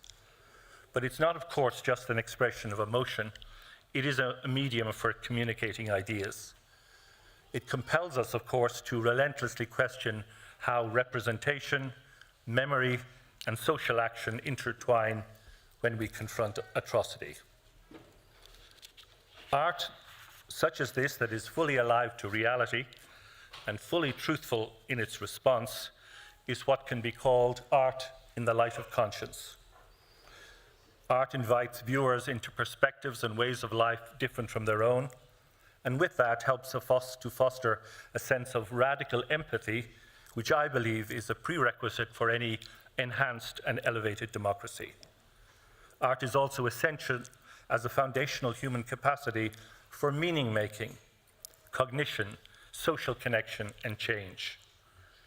Integrating art into daily life in a democracy cultivates and supports mental and emotional health, promotes creativity, civic awareness, and enhances economic vitality.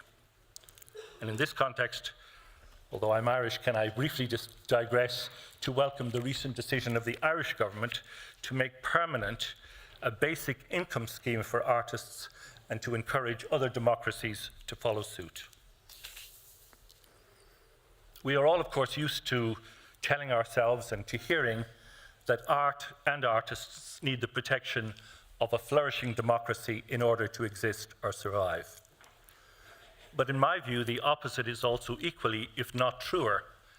Democracies require art, challenging art, to ensure that they are acting and remain as free societies. I passionately believe that the work of artists helps to create our future, and that the effort of creative individuals promotes an order of understanding in the common mind, an understanding that precedes and prepares for the establishment of new social and indeed even new legislative conditions. Art does not issue from a sense of duty. It is, as Nobel Literature Laureate Seamus Heaney reminded us, one of the rewards of inner and outer freedom, one of the symptoms of a well-doing commonwealth. The writer's pen and the minstrel's harp, he said, were insignia of the liberated spirit and recognized as such instinctively. Art carries a weight of responsibility. It puts us under pressure, and it asks us to take the strain of standing our ground in the indicative mood of the truth. Manuel Rodriguez Lozano knew this, and I hope that after viewing the real tapestry in the foyer afterwards, you will all be inspired to stand your ground in that indicative mood of the truth and redouble your efforts to preserve democracy, restore it where it has been undermined, and bring art and artists more central in that struggle. Thank you very much.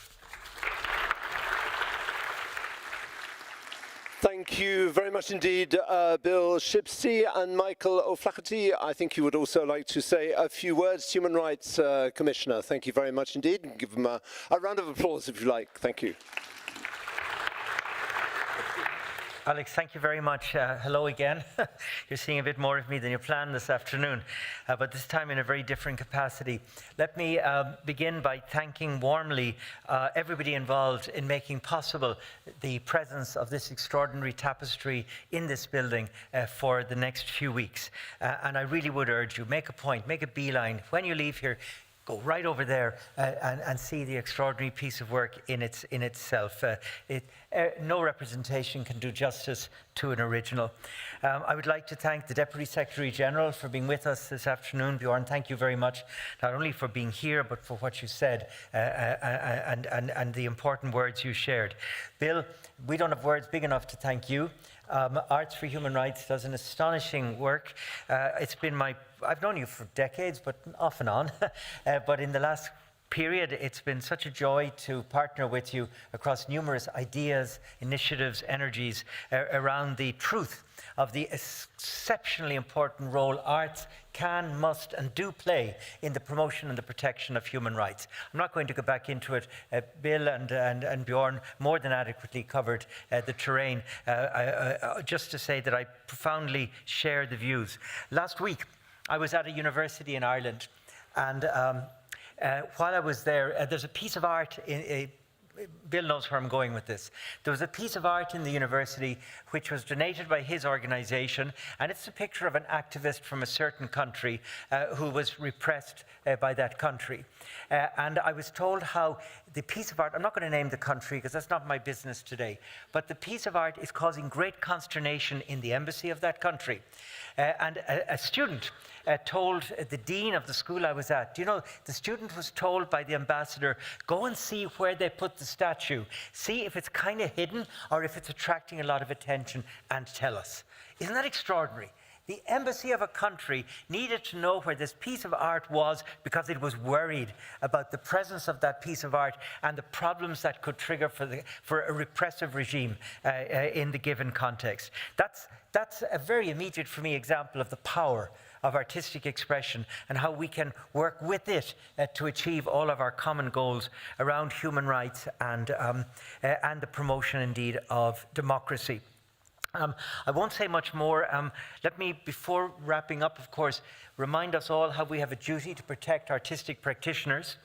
They're under threat. We've spoken this afternoon about activists. We've spoken about media journalists. We've spoken about representatives in cities, in Ukraine and elsewhere. We've spoken about so many such important groups under pressure, but never forget artistic practitioners, poets, musicians, visual artists, right across the world. They face persecution and they must be defended in their essential role, vital for our society, many of them self-identifying as human rights defenders.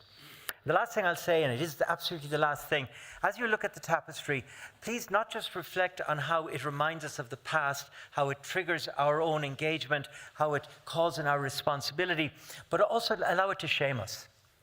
Allow it to shame us at how often that has continued to happen after the Second World War. We wanted the end of genocide with World War II. We saw genocides after World War II. We wanted the end of war crimes and the persecution of peoples. We see it in so many places right now on this earth, and that's unacceptable. And so I want you above all to go away from this tapestry absolutely furious about what we're doing to our world. Thank you.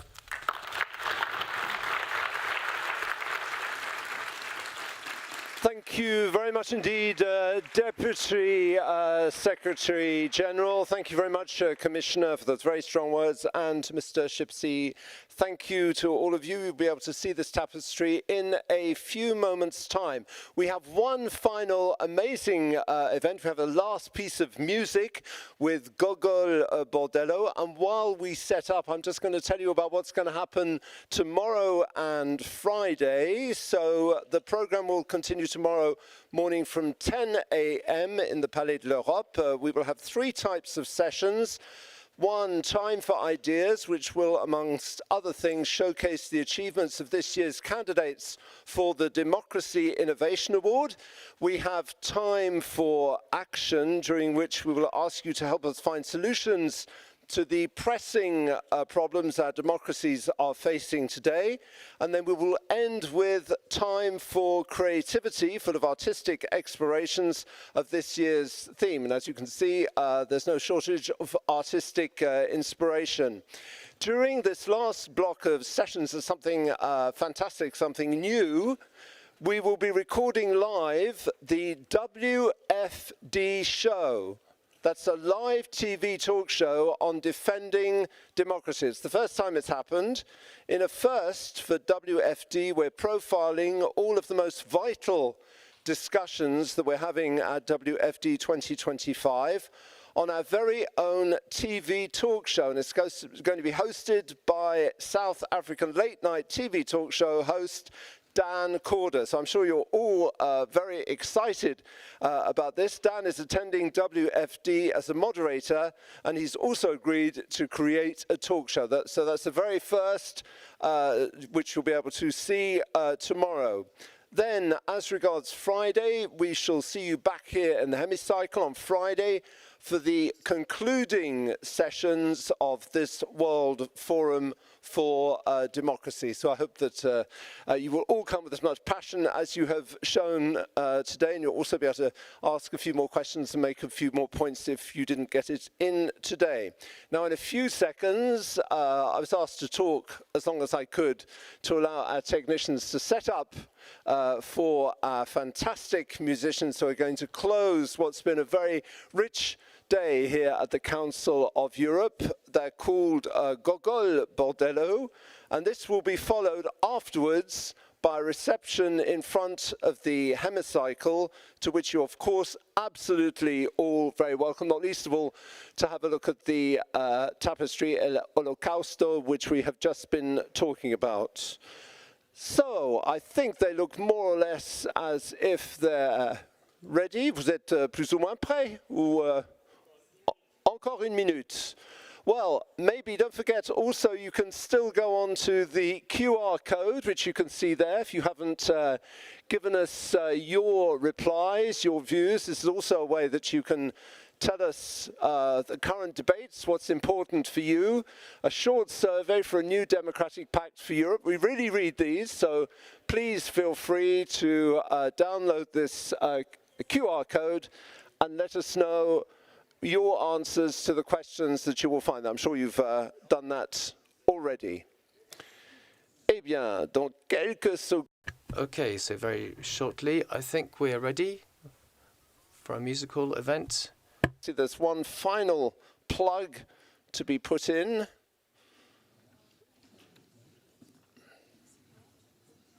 Est-ce que vous êtes... Are you ready?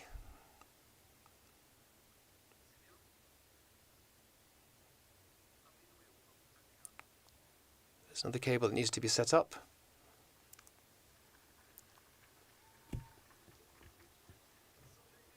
When the final cables have been put in so that we will be able to actually enjoy this music from an acoustic point of view, it's going to be our pleasure to listen to Gogol Bordello. Where are you from? Can you tell us where you're from? Where is Gogol Bordello from?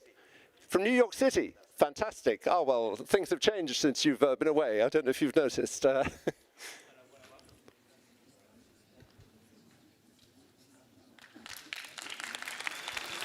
Perfect.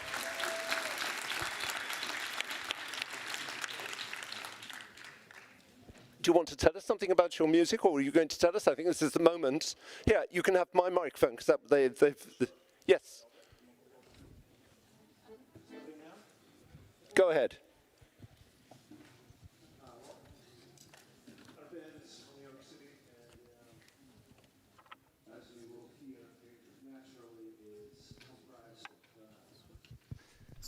Yeah, cultural elements that represent perhaps just about every part of the world. And that's how we like it, you know, as a cosmopolitan-minded people, you know. It's been our cradle I've been living in New York since '97. Most of us have, somewhere around that time, roughly speaking, late 90s. So our style evolved over, you know, these years into this kind of amalgamation of traditions from all over the world, Latin America, Europe, Mediterranean, the whole kind of Eastern Europe. Of course, I'm from Ukraine, and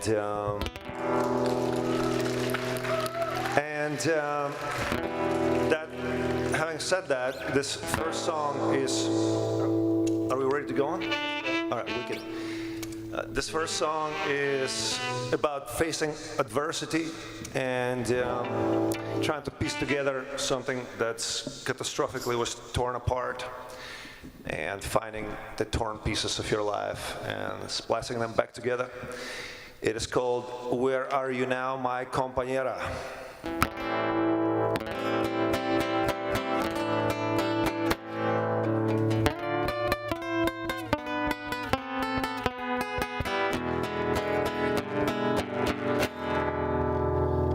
Where are you now, my compañera? Your baby claw stuck in my chest. Where are you now, my sonidera? Who took you from the nest?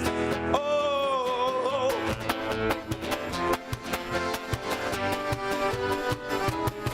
we stepped together in the river.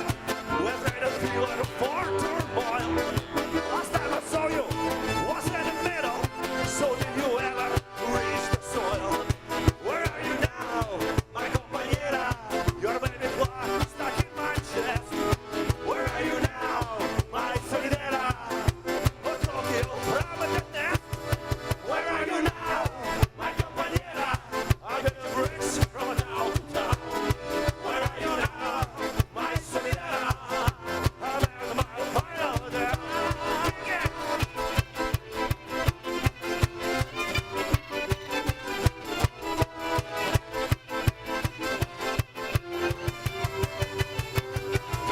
I threw the muzzle, came a surrender. I have to tear it off my mind. And hypothermia took over. Suddenly, I just went blind. Where are you now, my compañera? Your baby clock stuck in my chest. Where are you now, my solidera? Who took you from the nest? Where are you now, my compañera? I'm in the bricks from down to town. Where are you now, my solidera? I'm at my final down.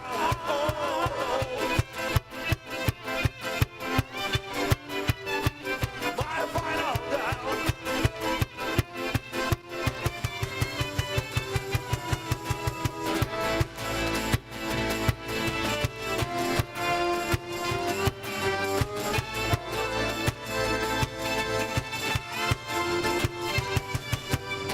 Eat and sleep without desire. Would you like wind over aisle? Oldest sky you ever see.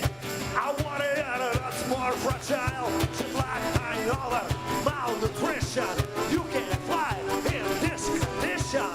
And if no one intervenes, out of the window is my mission. You know, my compañera, your baby clock stuck in my chest. Where are you now, my solidera? Who took you from the nest? Where are you now, my compañera? I'm in the bricks from town to town. Where are you now, my solidera? I'm at my final down.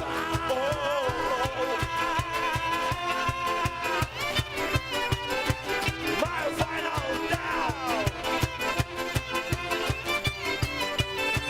My final down. Hey, hey, hey, hey, hey, hey, hey,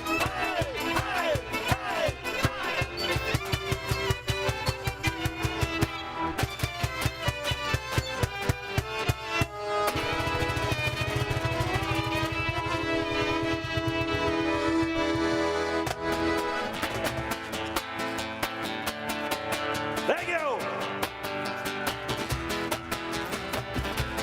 Continuing the world is unity, transcontinental community.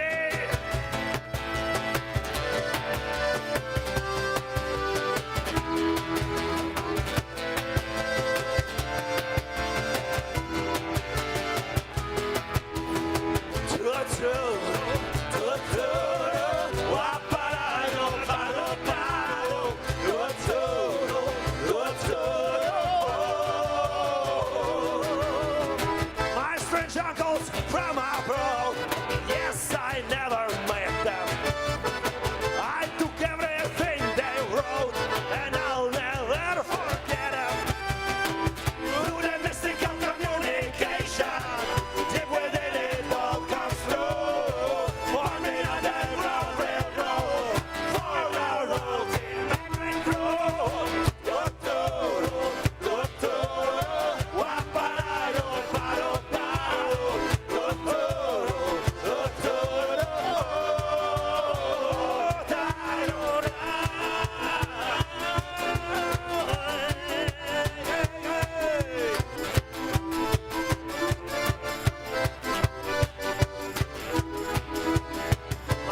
British nephews from beyond.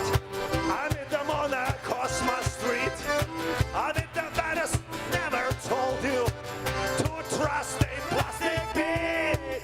Through the mystical communication, deep within it all comes through. Forming underground railroad for our ultimate breakthrough. Good to, good to,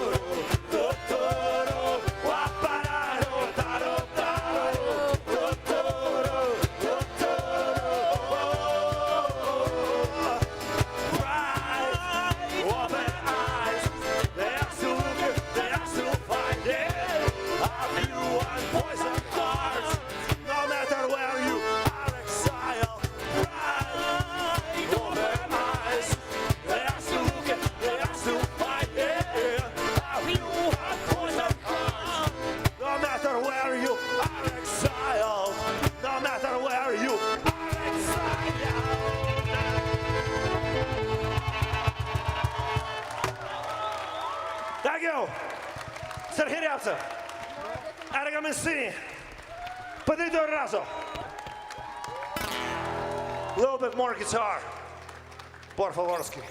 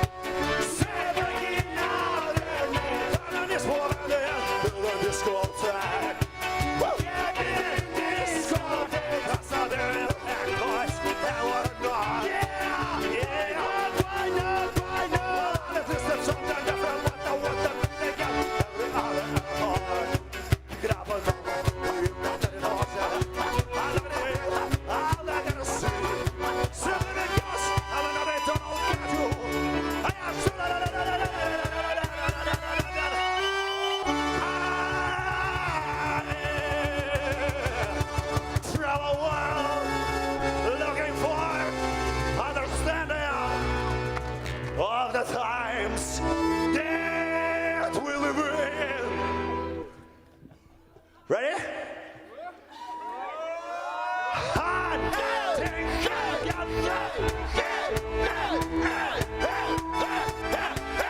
Definition of sin.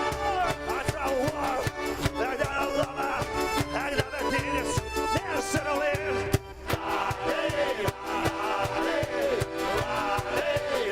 Cause I'm a wanderlust. I stay on the run. Yeah, run. Let me out. Let me be out.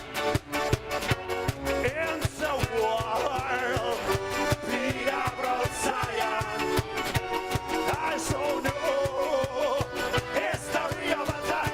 Pick it up, your history of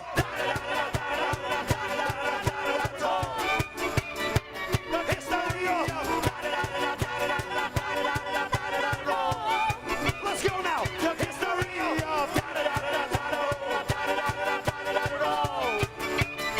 Your history of a time.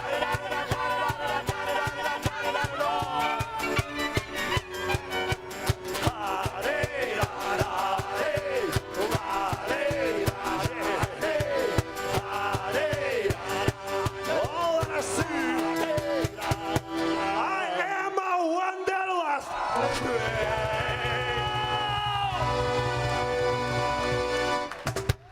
Yeah, man. Thank you. A little bit more acoustic guitar for me, please. You guys are doing great. Officially doing great. Here we go, everybody. This one is from the west side of Ukraine.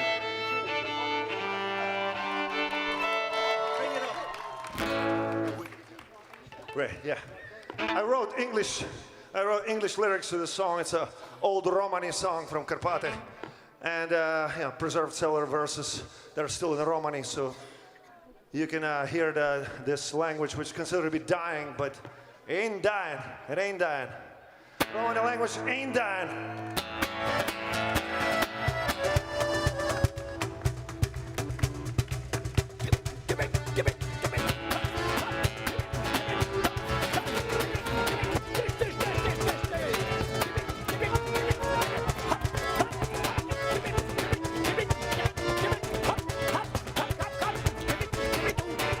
Piravela kuća, golbena papuća, a ja krve pasure galbe andekor. A me Roma servo, a i savero menda, a me lautari, šunjom. Lela, lela, lela, lela, bala tude, časka na mes,jerava bala lake. Lela, lela, lela, lela, bala tude, čarava,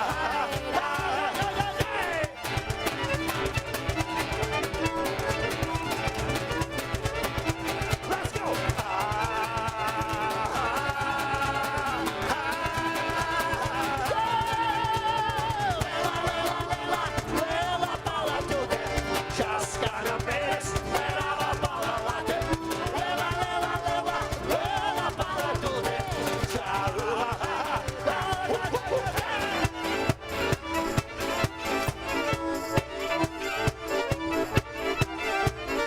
Piravela kuća, galbena papuća, a ja krve pašote galbe andekor.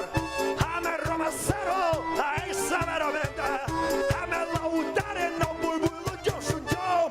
Lela, lela, lela, lela, bala tude, časka na mes, merava bala late. Lela, lela, lela, lela, bala tude, čarava.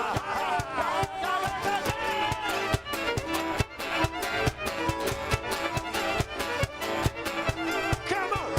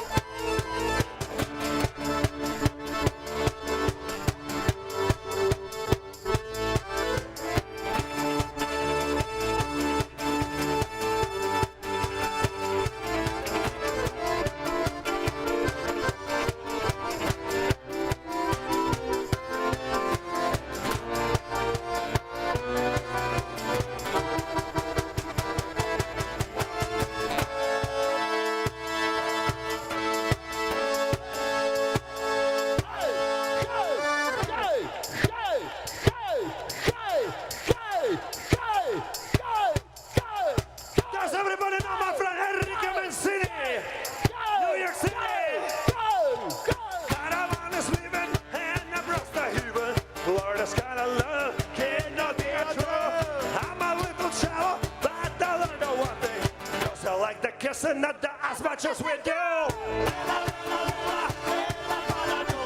Just gonna make it.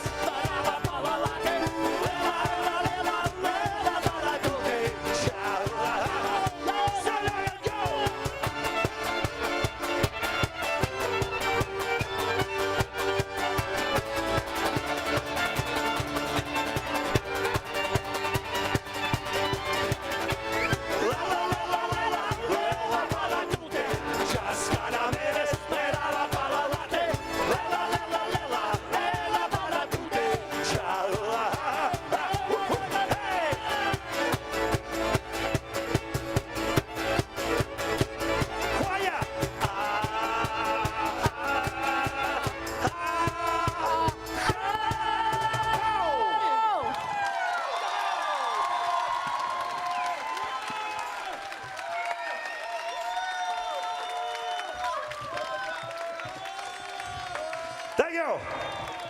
This next one is called Life is Possible Again. It addresses everything that we're living through, no matter how devastating things can get.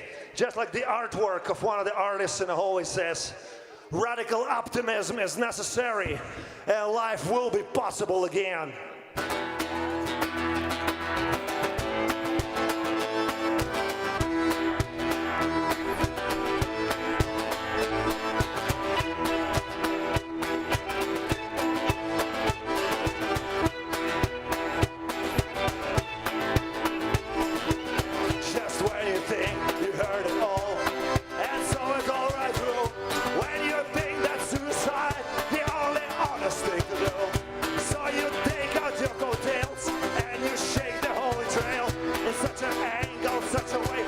Life is possible again. Life is possible again. Life is possible again. And you shake out your coattail and you shake the Holy Grail in such an angle, such a way that life is possible again. Life is possible again.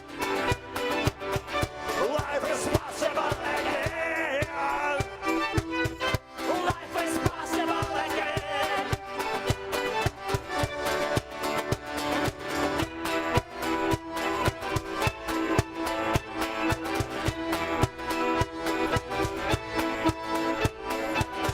The sooner the better, you can get the lava. The better, the sooner you got it right through. But how anything now ever be over?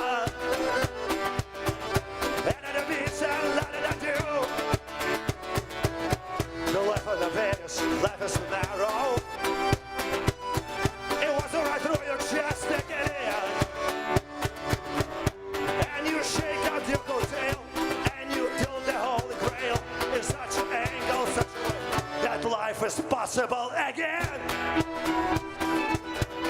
Life is possible again. Life is possible again. Life is possible again. Yeah, yeah, yeah, yeah, yeah.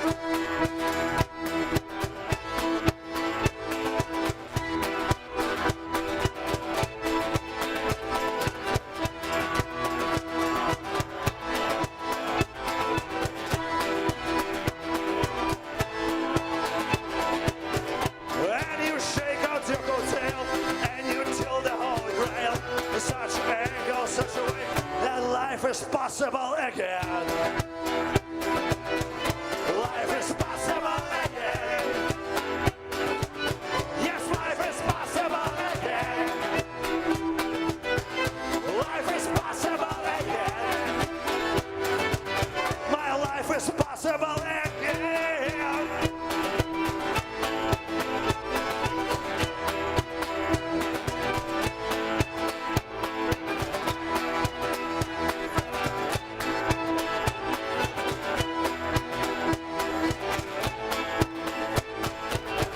The sooner the better, you cut it all over. The sooner the caddies you're gonna ride through. But how anything now ever be joyous? After what happened, the hope just won't be that you.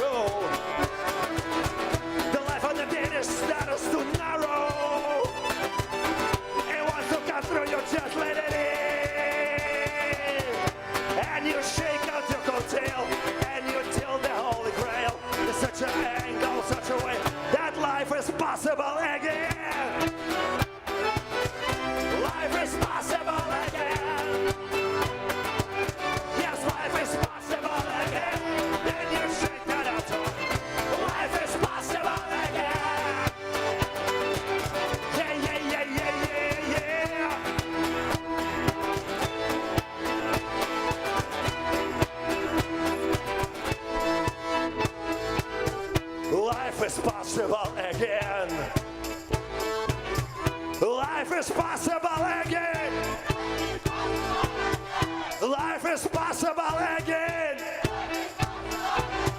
Life is possible again. And you shake out your coattail and you tilt the Holy Grail in such angle, such a way that life is possible again. Life is possible again. Yes, life is possible again. Life is possible again. Life is possible again.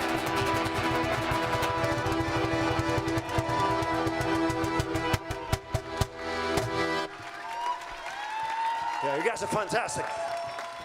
All right.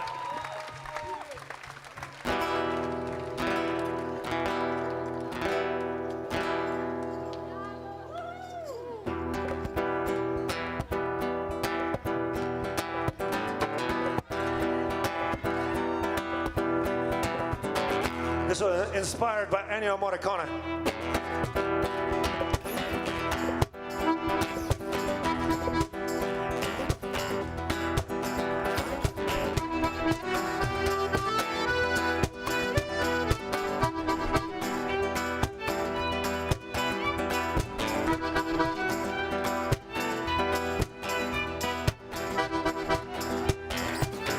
Rebellious love is gone door to door, but finds the silence like no one lives there anymore. Rebellious love stares out of place and is running out of town.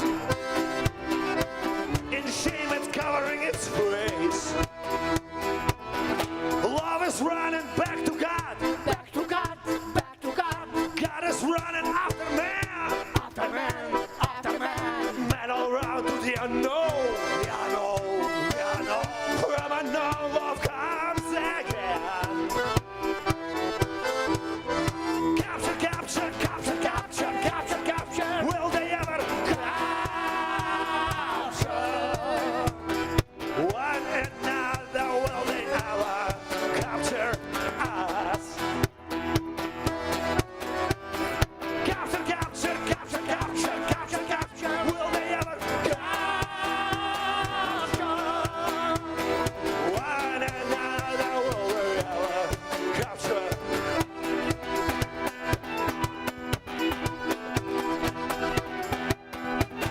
Rebellious love. Your destiny's arranged. Your days are numbered. And soon you will be caged. But rebellious love, I'm coming after you. 'Cause without you, oh, there's nothing for me here to do.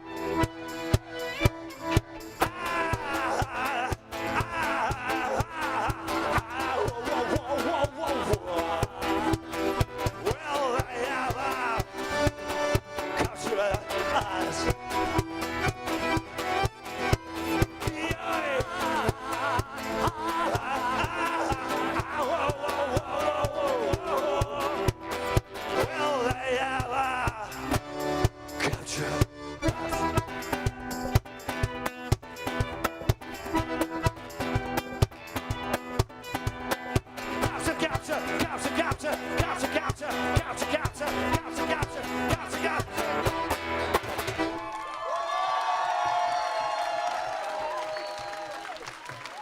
Okay.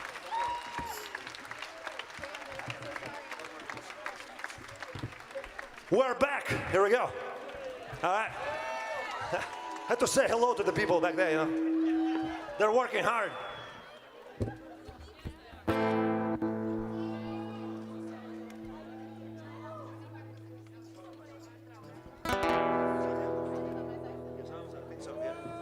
Here we go.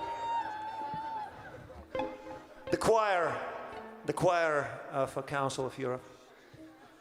This one is a more chamber type of arrangement. So participate, but don't overpower, don't rush it. Yeah. Keep it slick.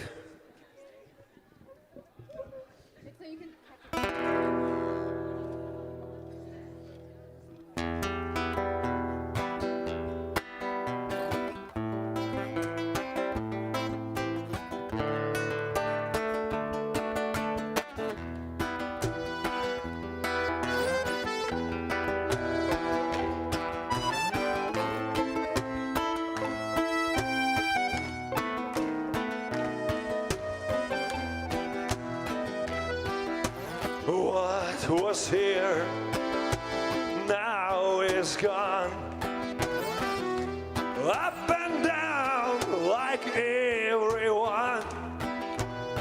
Just walk the earth and want some cry. But when the sun comes up, when the sun comes up, it will be on my side. It will be on my side.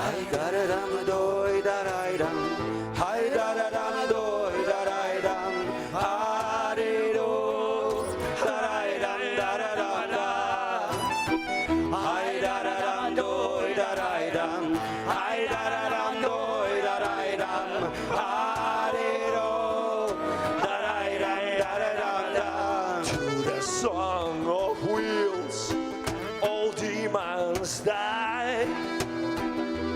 Rays of joy, they multiply. Oh, harmony, you shall be my bride. When the sun comes up,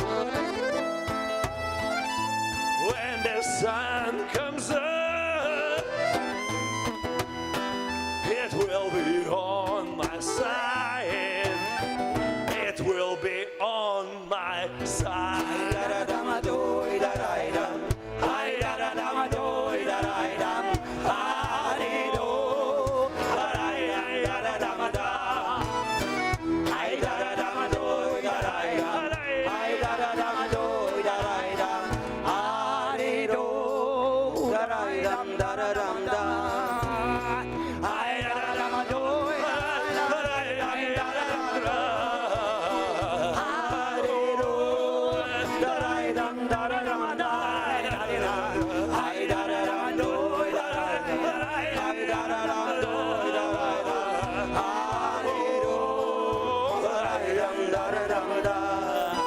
Що було, злинуло, підняло, кинуло. Самотній плач землею йде, лиш сонце як зійде. Лиш сонце як зійде. За мене най буде. За мене най буде.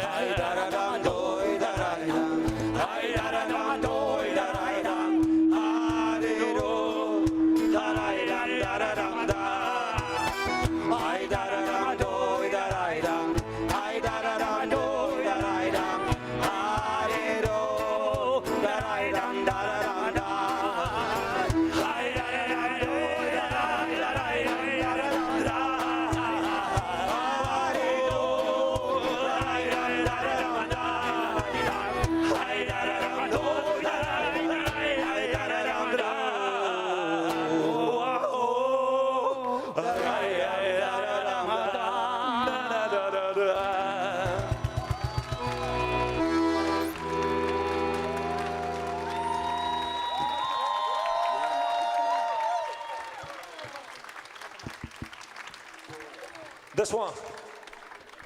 We're in France, and our band was partly inspired by Django Reinhardt. So, our band was partly inspired by Django Reinhardt. So, we're in France. Check one, check one, Django check one. Reinhardt, Ho, France, you know. And therefore, this next composition is kind of directly inspired by that style of gypsy swing. Romano Manouche style. You good? You good? Okay. You good? Everybody good? Ready to rock? And this song is actually kind of a sonic pilgrimage to the Sainte-Marie de la Mer festival in Provence that I attended many times to reconnect with my Romani brothers and sisters. And where I actually inhaled first experience information type of situation, this style, and befriended it to some extent, was instrumental for creation of our band. Here it comes. It goes Misto, which in Romani means great, good, all right, of course.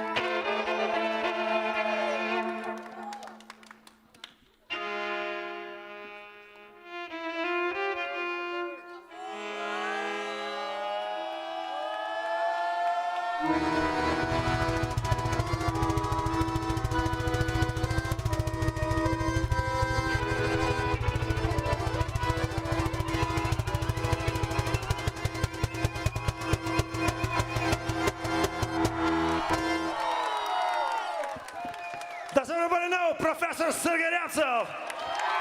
Bensonhurst, Brooklyn. Thank you, thank you. 35 years of service. Yeah. Our treasure. Truly our treasure, as you can tell. We're kind of on the punk rock side, as we have an amazing member of the band that made his way from orchestra pit, symphonic situation, into the punk rock mosh pit. What a journey, what a trajectory, yes. Oh yeah? This one is called Solidarity. Originally written by a British punk band, Angelic Upstarts, in support of Solidarity movement in Poland. Now we sing it as a double tribute to that movement and to brothers and sisters Ukraine. Yes, here we go.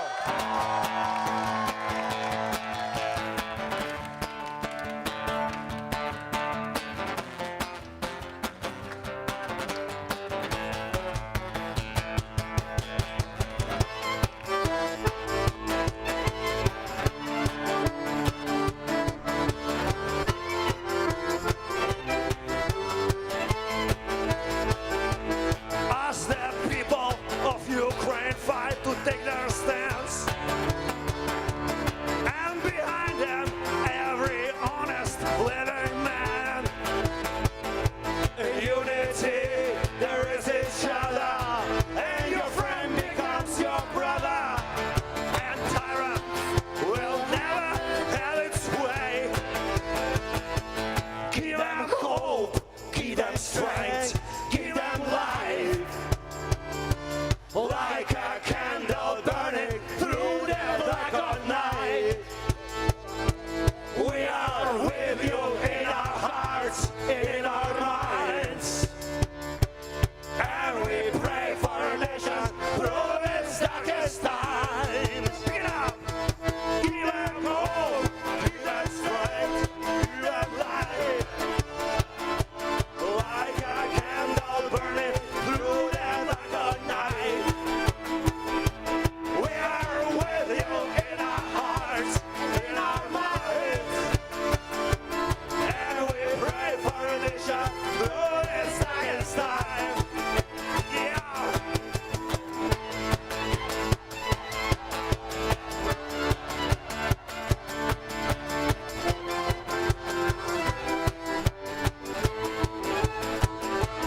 And that tyrant has no smile upon his face. Just he knows deep in his heart he's in disgrace. In unity there is each other, and your friend becomes your brother. And the tyrant will never have its way. Give them hope, give them strength, give them life. Like a candle burning through the black of night.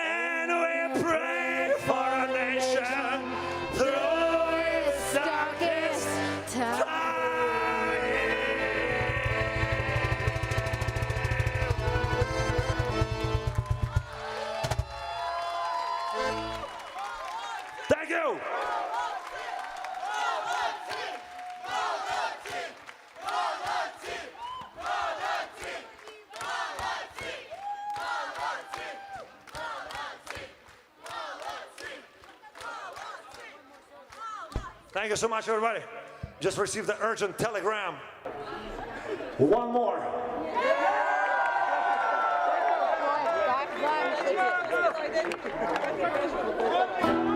This is a special one for you will know for him.